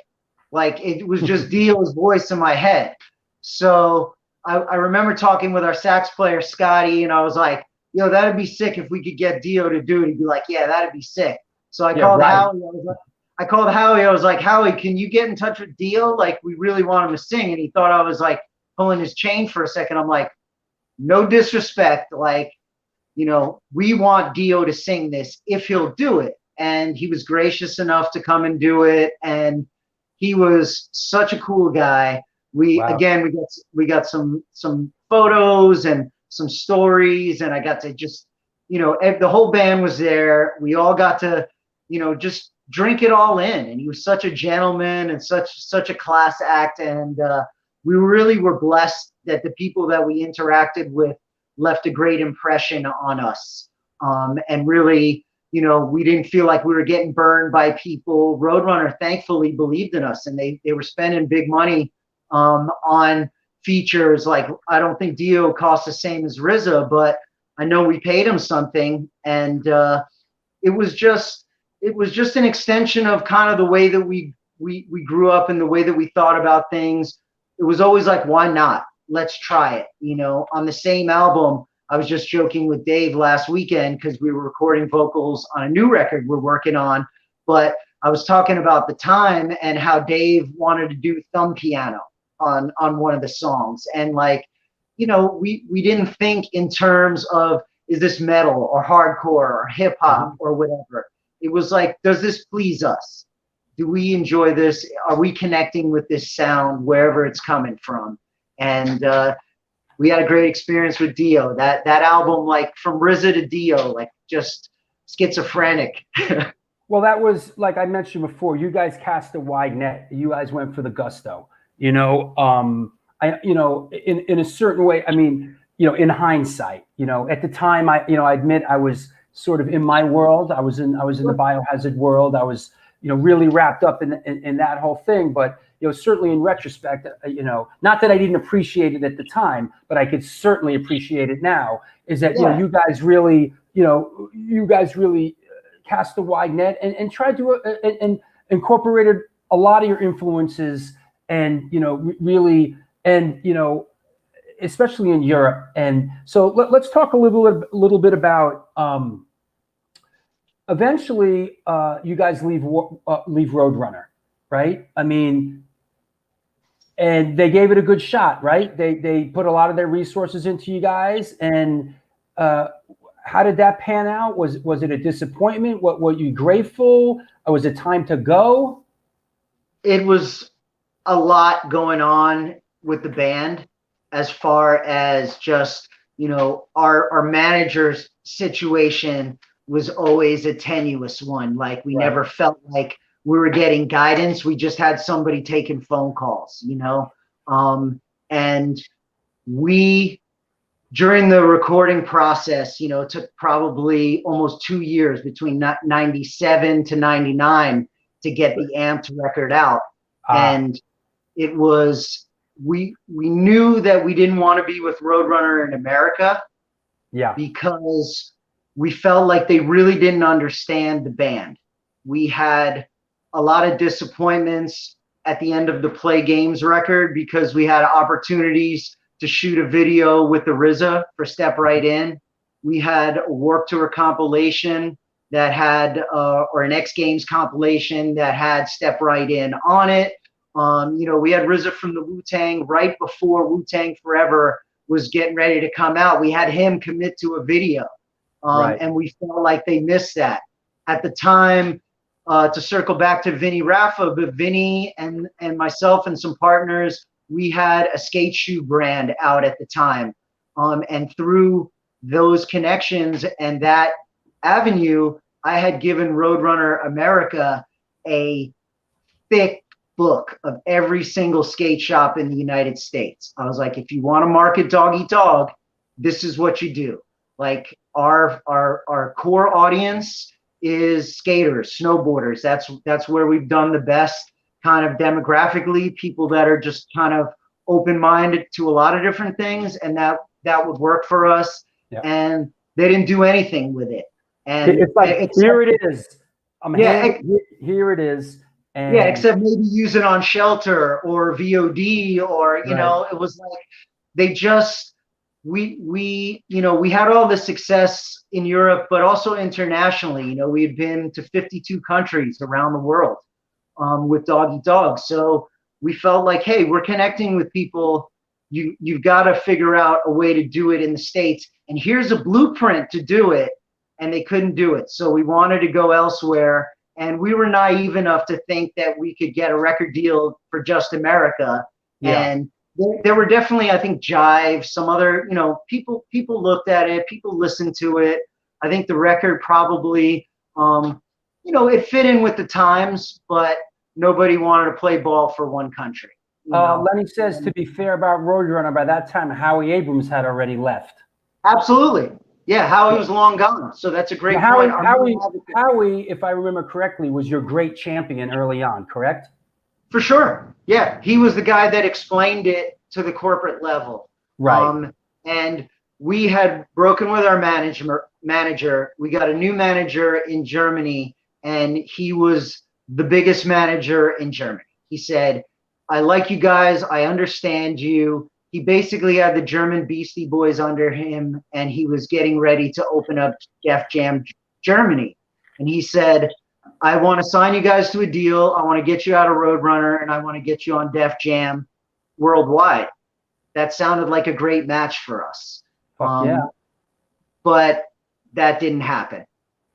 So we were tied up. It's all good. There's no regrets. No. And I'm glad we pursued what we thought our best thing was going to be, and that's the German Beastie Boys. They're called the Fantastischen Vier, the Fantastic Four. Is that right? They're literally the German Beastie Boys. I mean, 4 white guys from Stuttgart. They had the manager was the guy who owned the local record store, and he was with them for their whole career. But this guy, his whole reputation was getting these unbelievable contracts out of record companies. And we're like, how can we not benefit from that? Yeah. Unfortunately, we came too late. And I mean, this is common knowledge, and we touch upon it on the show a couple times. Back then, Roadrunner, I mean, Roadrunner did some real great stuff in the early 90s. They put out the Biohazard Urban Discipline, Typo Negative, Machine Head, Life of Agony, Dog Eat Dog, Madball, Fear Factory, Sepultura. They smushed it, man. They were really. Oh, here we go. Fantastic Four is still huge in Germany. That's I know. I love the name. Like, what should we call the band? I don't know. There's 4 of us. How about the Fantastic Four? Yeah, no trademark infringement there at all. How about the Dynamic Duo? How about the Magnificent Seven? How about the Dirty Dozen? We all started somewhere, right, Drew? Shit, man, tell me about it. So you leave Roadrunner. There's a couple. And things sort of, we always talk about art is cyclical in nature. Things come around, but you guys always kept a foot in Europe, and you always had a vibrant European fan base. You guys, I think you took a break for a little while, but you guys always went back and played to your European fans, correct? Yeah, but like between 2000 and probably 2005, we scaled back the shows. We had different booking, no management at all. We dropped the saxophone out of the band, which was one of the big things that distinguished Dog Eat Dog from a lot of other bands with guitars and rock bands. So we were kind of just surviving. We went into a survival mode, broke our business down, and really just decided if it was worth doing still. And around 2005, we hooked up with a small agency that got us back on the road and got us into the studio. We went into the studio in Germany just to do a couple of songs, and it ended up turning into an album. We were working with Klaus Grabke, who's a famous skater from the 80s, one of the pioneers of German skateboarding, but he also had an American board on Santa Cruz, as a guy I knew from the Thrasher magazines, but a musician guy, and he got the band, and we kind of went into his German farmhouse studio, and we cranked out an album. The unfortunate part of that was we lost Sean in that process, who was a founding member and really, still Dave and I, one of our best friends to this day. But that was kind of when we decided that no matter what our level or our status was, we had some music in us. We had a reason to keep playing. We enjoyed it. It wasn't about big success. It was more about just connecting and enjoying the process of it. And people started calling more and more. And from about 2006 until maybe 2014, 2013, it was very DIY. We were doing it kind of on our own. And we hooked up with a booking agent, Nanook, who we've been with now 6 or 7 years. And he's moved around from a couple agencies, but he's really kind of put us back into, the rotation on the bigger festivals. And I never thought we were going to do it, but getting Roger Hammerly involved and having his energy, he was like, hey, I want to join this band and I want to be a full-time member, but I really need new music to be a part of the equation. And Dave and I and Brandon, we were like, all right, let's fuck around and see if we have something to say. And it turns out we did. Yep, we made an EP.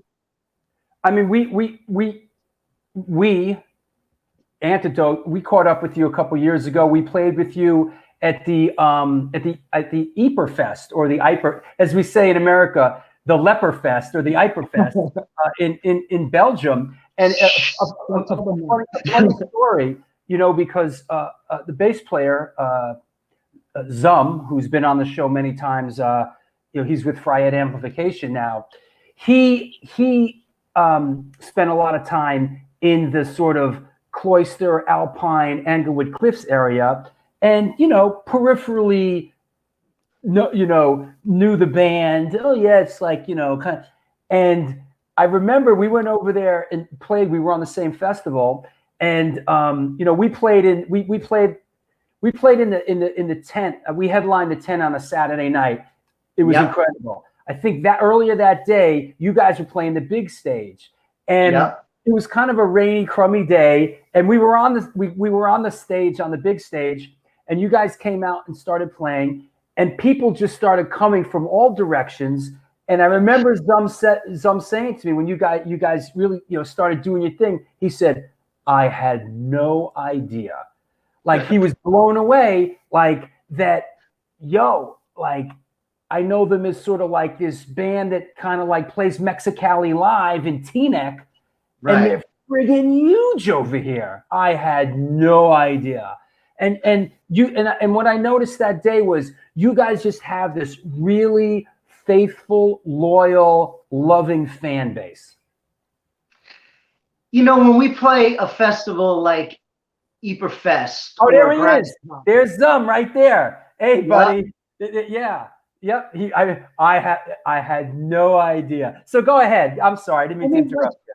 Our sound is different, You might have like a rack of beatdown bands or punk bands or whatever. Yeah. But then like out come the saxophones, and there's like little kids sitting on the side of the stage and grown men with an inflatable saxophone in one hand and a beer in the other. It's just like, we come from a place and time and an energy that's more like what you showed in the video from '94. And like somehow Dave and I and Brandon, we have a foot in 2020, but we also like somehow when we get together, and enough people come around from that era, like we're able to bring that energy back. And it's it's a special thing we have. And like for a long time, we've had a 30-year career. I think about like trying to guide or control the band. Like it just has its own energy. I'm only a small part of it, really.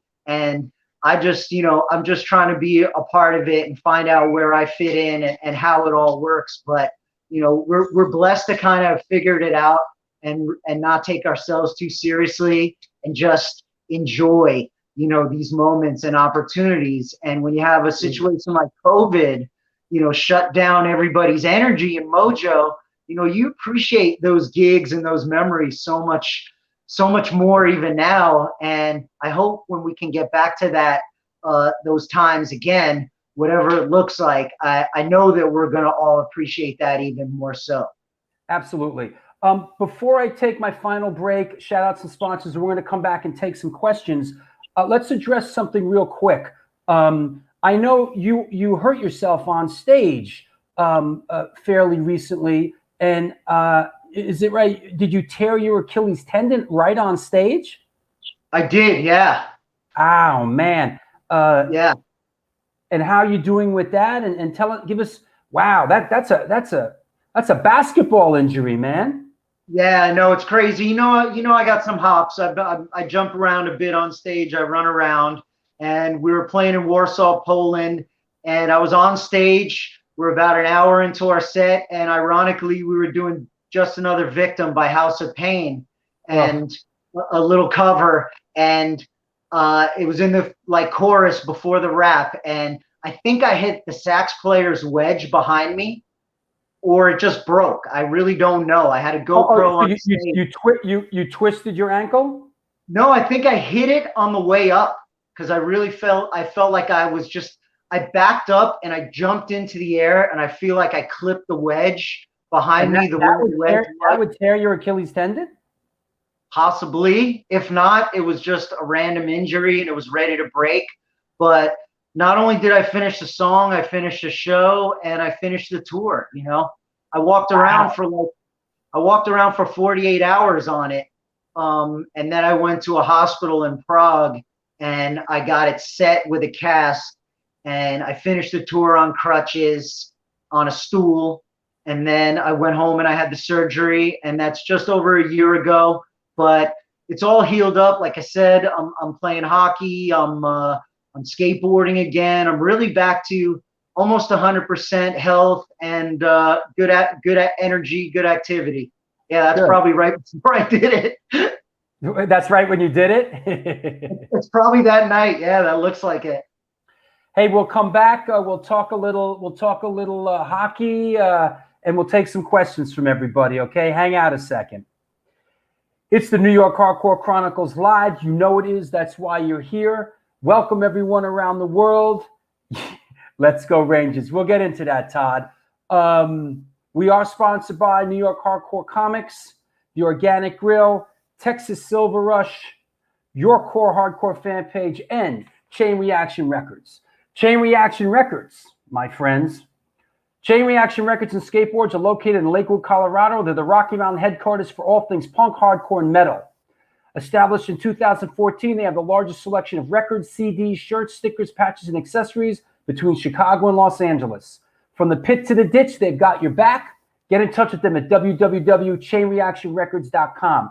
We got to get Josh from Chain Reaction Records on the show. They're putting out the End of Hope vinyl, which is Davey Gunner, formerly of Kraut. We got to get them on and talk about that pretty soon. Also, while we're at it, of course, our beloved sponsor, New York Hardcore Comics. They opened back in 2013 when lifelong friends Debo the Pro and Lee Fairley combined their collections and obsessions for comic books, punk rock, toys, statues, magic, the gathering, and all things horror.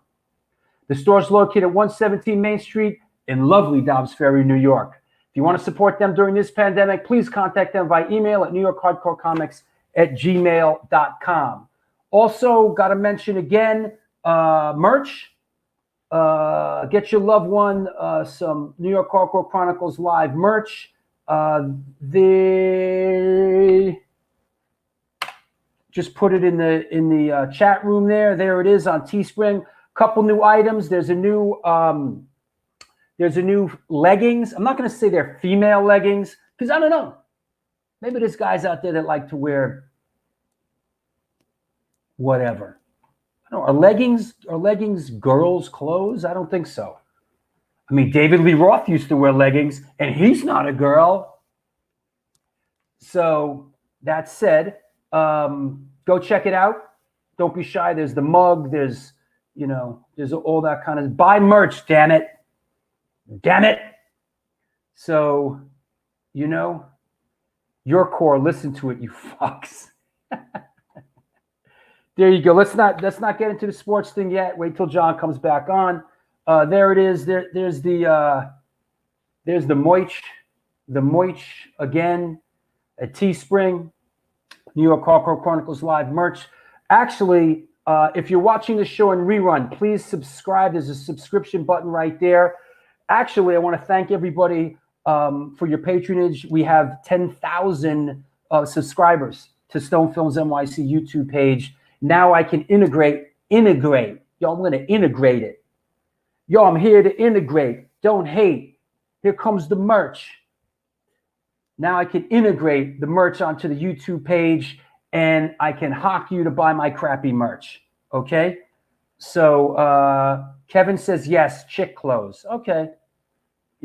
Okay. Yeah, they're all over print leggings. That's what they are. Yep, they're pretty cool. Check them out. And there's other stuff coming. Yeah. There's a pet hoodie. There's a pet hoodie. Yo, I know a couple of these pet hoodies got sold. Someone send me some pictures. If you bought some merch, send some pictures, okay? Also, another thing, I just want to mention something while we're at it. While you're thinking up a great question for today's guest, John Connor. Anybody around the world, you're all welcome to reach out to me at any time. I love hearing from you. You support the show. I appreciate it. Man, it makes me feel great when people, hey, I'm in Poland, I'm in Germany. Yo, just letting you know, Drew Stone, watching the show. Listen, man, I'm here for you. You're here for me. I'm here for you. Help me help you. Help me help you. So there you go. Don't lurk, buy merch. There you go. Couple other things. Yo, I want to mention this. This show is a ways off, but I want to mention this show. You hear it here first. Let me clear the deck.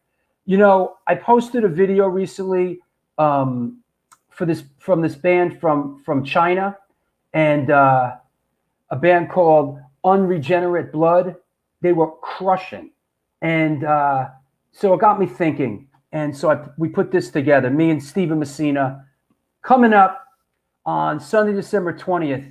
It is the Global Unity Show, featuring from Beijing, China, and from Hong Kong, Lee from Unregenerate Blood, and Riz from King Lai Chi. King Lai Chi played the Black and Blue Ball a couple years ago. Yo, this is going to be cool. We're going to be talking to our brothers in China about hardcore and what's going on.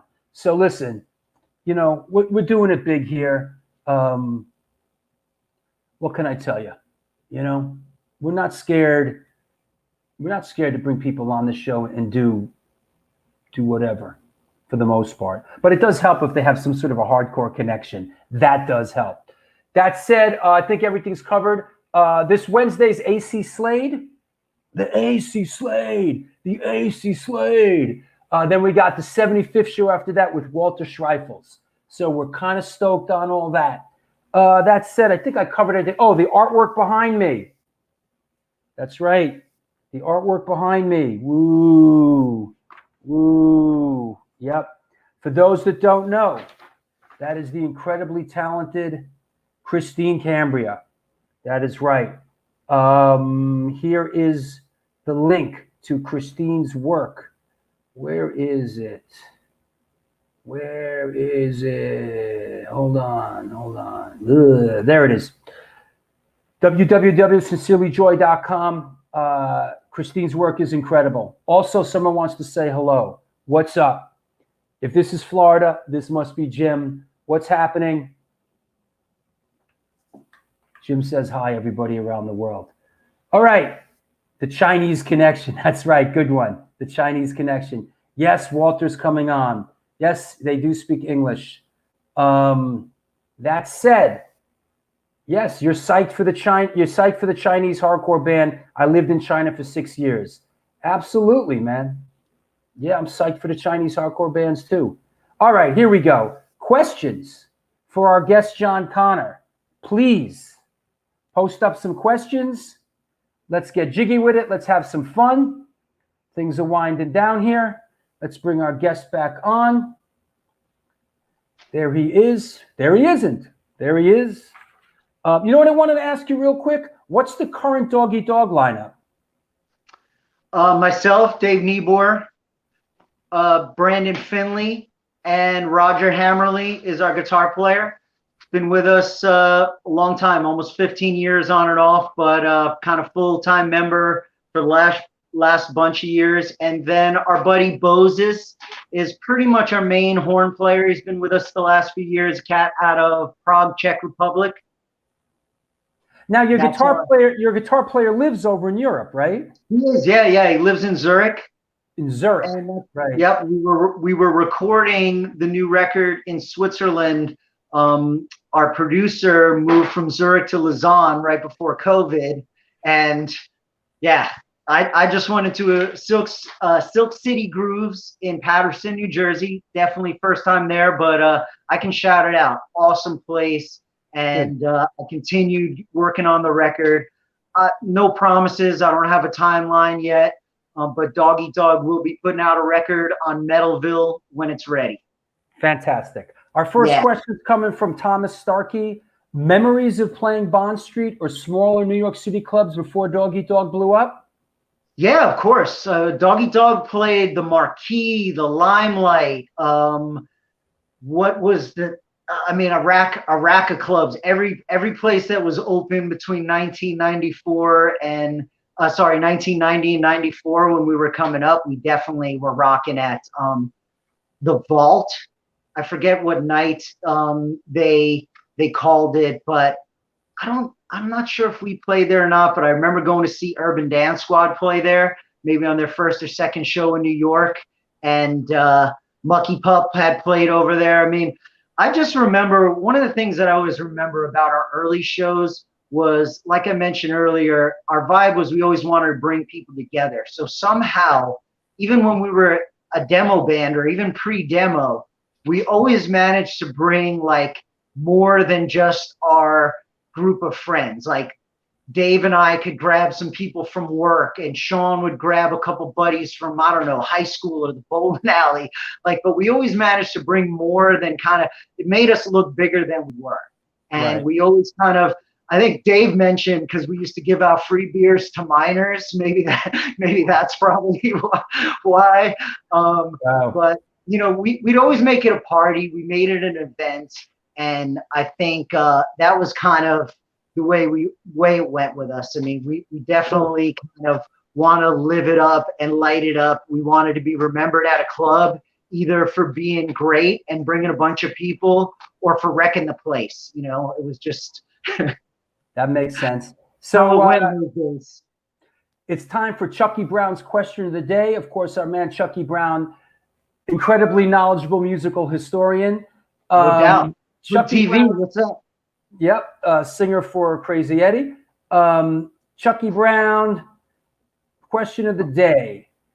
Is Dog Eat Dog the first hardcore band to use a banjo for an intro in the song It's Like That? I don't know. Have you heard another hardcore band use a banjo before? Not before that. Yeah, I mean, or since, honestly. Yeah. I smashed the banjo one night. It was Sean's dad's banjo, and they showed me how to play it, so I could do the intro. But nice. we were playing downtown at like Pyramid Club or somewhere, and we weren't going on till late. And that night, Leeway was playing like in Midtown or somewhere. I think like the Ritz or somewhere like that, Roseland. I forget where they were playing, but I went there and I drank a 40. This will tell you the times. I drank a 40 in the car while I was driving myself there. For some reason, I went by myself, went up there, saw the show, came back, probably drank another couple of beers. I went on, I was hammered. I smashed the banjo after doing the intro. There was nobody there. I dove off the stage onto my back. Dave still talked about the show. I mean, it was a wreck. But the banjo got destroyed. Sean was pissed that night. I was like, sorry, man. I got the old E got in my neck. That's what happens. That's great. Lori, our friend Lori says the banjo is woefully an underutilized instrument in hardcore. Don't worry, I'm bringing the ukulele to hardcore. Okay. The uke, is that the uke? That's the uke. Nice. Yeah. Chippy Love chiming in. John Connor always looked out for the roguish. Chippy Love, what's up, Chippy? Hey man, always looked out for the roguish because the roguish are good people, man. Danny and Chip, they made good music. They later got involved with our drummer Dave Maltby and did The Shining Path. That's right. A record that I think is underchecked for. Maybe if that had come out in more recent times, people would have vibed on that. They were ahead of the time on that backpacker rap. That's for sure. Yeah, for sure. Hey, tell us a little bit about your love for hockey. Yeah, growing up, I was always into sports. I didn't have a mind or attention span for books. I wanted to be outside. I wanted to do anything with a risk. As you can see behind me, there is my boy Evil Knievel. That's one of my heroes. I was just into wrecking myself. I can't figure out how to. There he is.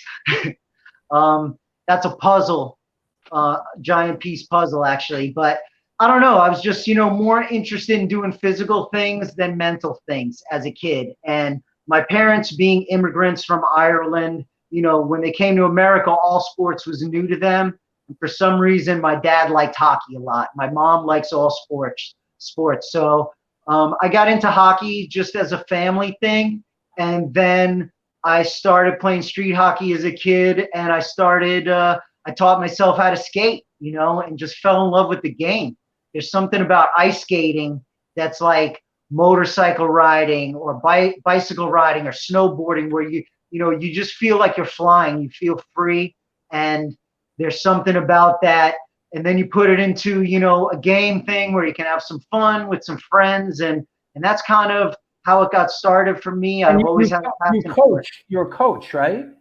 I do. So when I moved to DC, 20 something years ago, I had a bunch of free time and I found out about this hockey club that's in Southeast DC that is a minority hockey club. A guy started almost 50 years ago now, Neil Henderson. And he started in his driveway, but there's a rink in the hood in DC where I happen to be playing some adult hockey. And I found out about this program. So I called them up. I said, hey, man, I have free time. I'm pretty good with kids. I always liked connecting with kids while we were touring, and I love the game of hockey.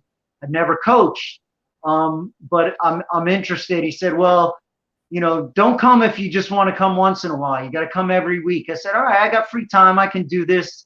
And he said, the only thing I really need is a goalie coach. And I said, perfect. I played goalie when I was a kid. I'll see you next week. And I've been going for 20 years. Neil Henderson is the first African-American inducted into the USA Hockey Hall of Fame. My mentor and our head coach, he had that honor last year, so I was happy to be there for that. But it's given me a tremendous amount back. I've had so much fun, gotten to connect with young people for the last 20 years in DC, and some of them come from the hood and can really use hockey, and it's a great tool for them to get some leadership. Not everybody. We've had families from Northern Ireland of all different mixed race, and Coach Neil has just been doing a great thing for the kids in DC, and I'm just proud to be a part of his team. Good. How about another Chuckie Brown question? The holidays are coming up. In 2001, the band recorded 2 versions of the holiday classic, Let It Snow, Let It Snow. Whose idea was that? Yeah, so that was after we got the new manager from Germany, and we were still trying to maybe promote the Amped record. He got us into Connie Plank's famous studio. Connie Plank is where they did like a lot of the craft work stuff.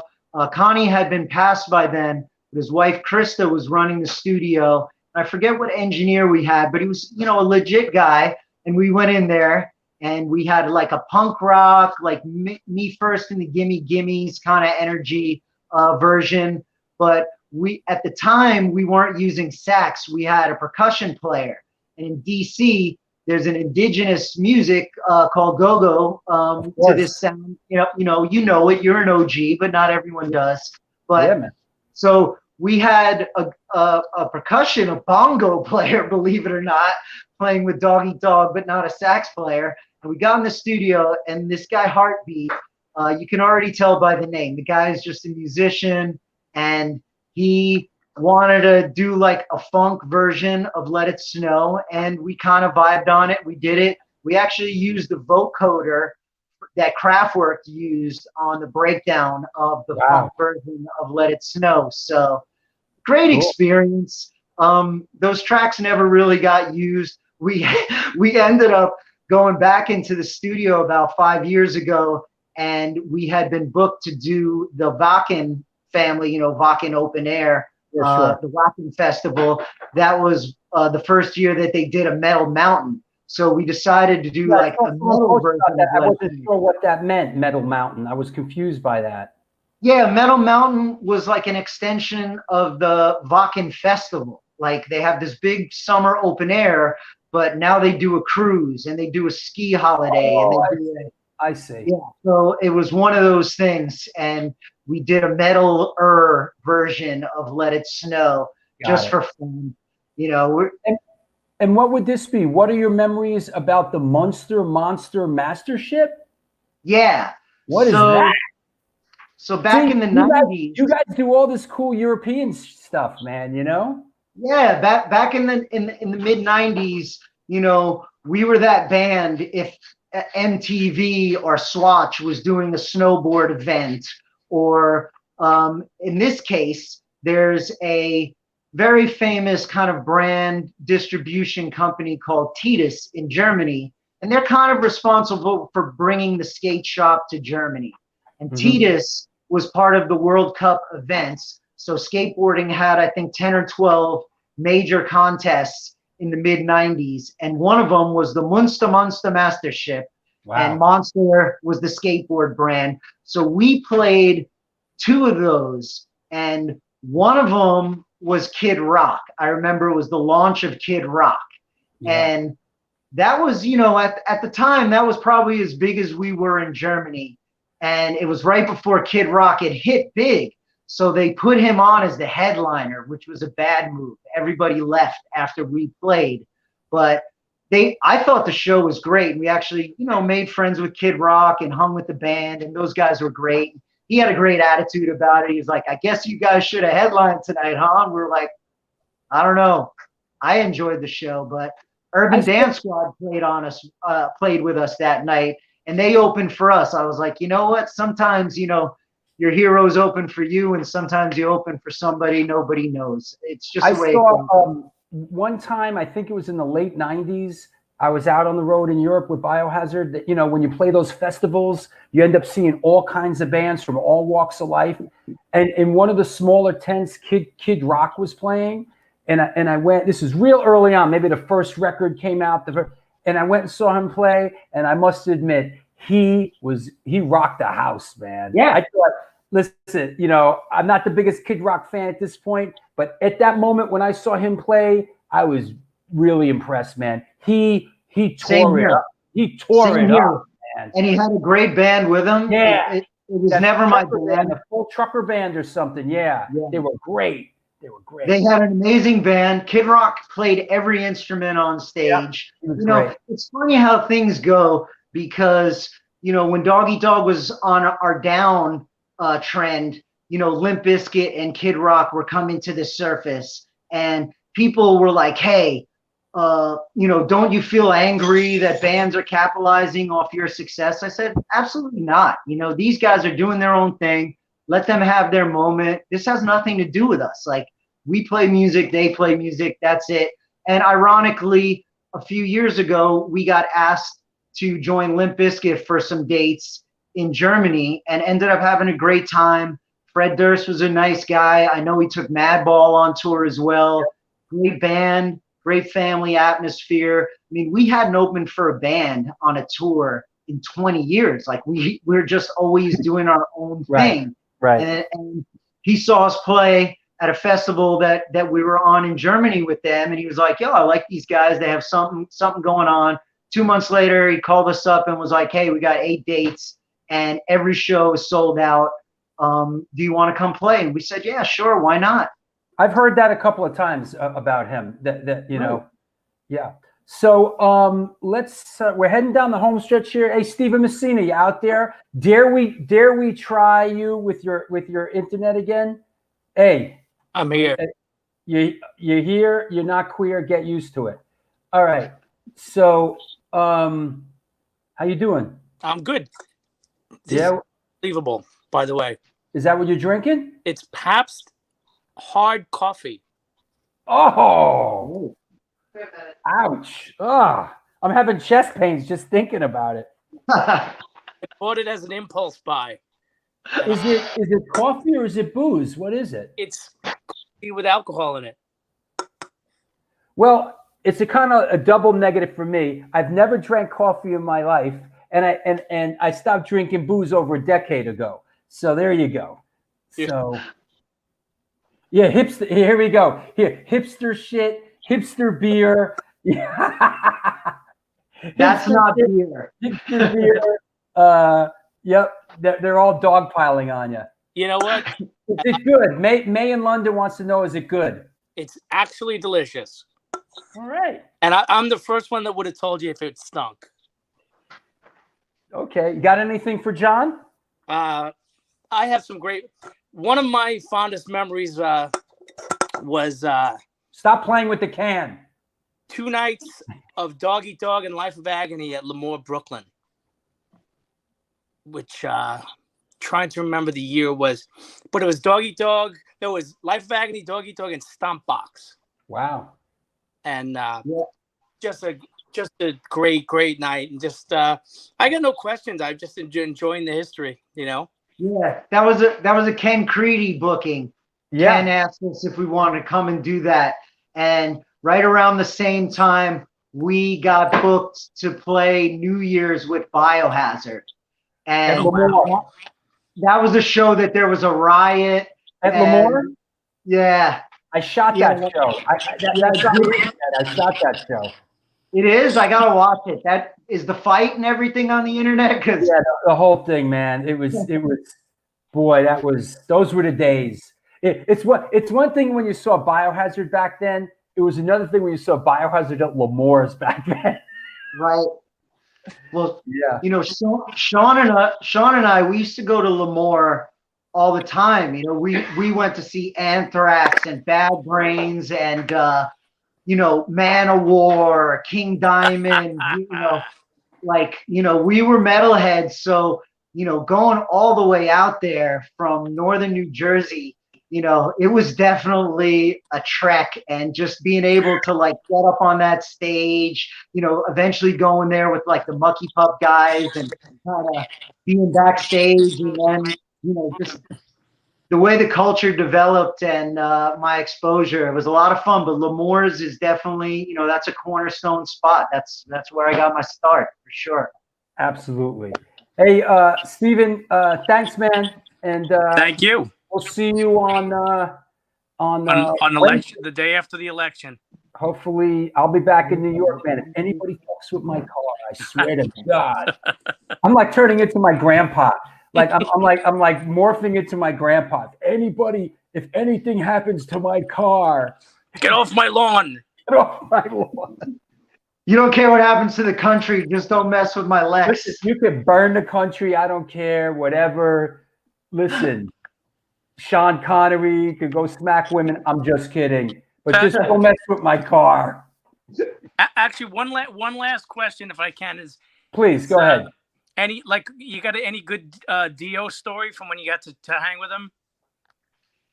Yeah, one funny thing, because we were asking him about the horns and everything. So he was telling me of a story that I guess it was with Sabbath, or maybe I forget who he was playing with, but it was probably pretty early in his career. And I think they were playing at Red Rocks in outside of Denver. And he threw up the horn and lightning struck, and he was like, whoa, holy shit. Like, you know, it scared the crap out of him himself. And one of the cool things that I took from him that I really appreciate was he was very apologetic that he didn't know who we were or our music. He said, I'm sorry, I don't keep up with popular music because I don't want to be influenced by my writing. He said he only listens to sports radio. He was a huge New York sports fan, so go Rangers. But he said he didn't want to be influenced. I was like, well, no shit, you're writing about dragons and castles. You haven't been influenced by anything since the medieval times, I guess, buddy. Yeah, man. All right, hey, Steven, I'll see you on Wednesday. On Wednesday with the AC Slade, the AC Slade. See you later, buddy. Thank you. Take care. Yeah, you know. So hey, I want to thank you for coming on the show. That was really fun. It was nice to kick it with you. It's been a couple years, man. Absolutely. It's great to kick it with you as well. Thanks for having me. You definitely got a fan. I'm going to be going back and checking out more of the shows because I know you had a bunch of knuckleheads that I know on it, and I'll be watching. And I appreciate you giving me an opportunity to connect with people out there. Absolutely. Is anybody you want to shout out on the way out there? I just want to shout out my band members. You know, this is a tough time. Shout out to Brandon. Shout out to Roger, Bozy. Shout out to our crew. All the people that depend on music, and some people that depend on Dog Eat Dog for some of their livelihood.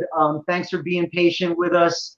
And everybody out there, do what you can to support these venues because we all want shows to come back, but we need places to play, and it's already tight. It's going to be even tighter after COVID. So do whatever you can. It doesn't have to be us.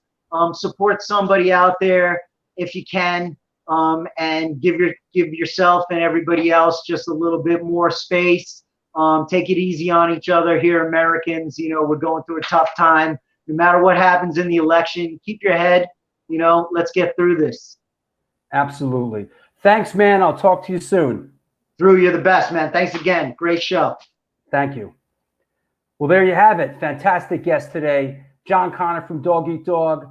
This was the New York Hardcore Chronicles Live, sponsored by New York Hardcore Comics, The Organic Grill, the Texas Silver Rush, Chain Reaction Records and Skateboards, Your Core Hardcore fan page, and the Texas Silver Rush. Thank you, everybody from around the world, for tuning in and for chiming in. Chippy Love, thank you. Chuckie Brown, thank you. Great show. Dan, thank you. May, everybody. Good times. These are good times. And hey, what can I tell you? I will see you on Wednesday with AC Slade. Until then, do good things and good things will come to you.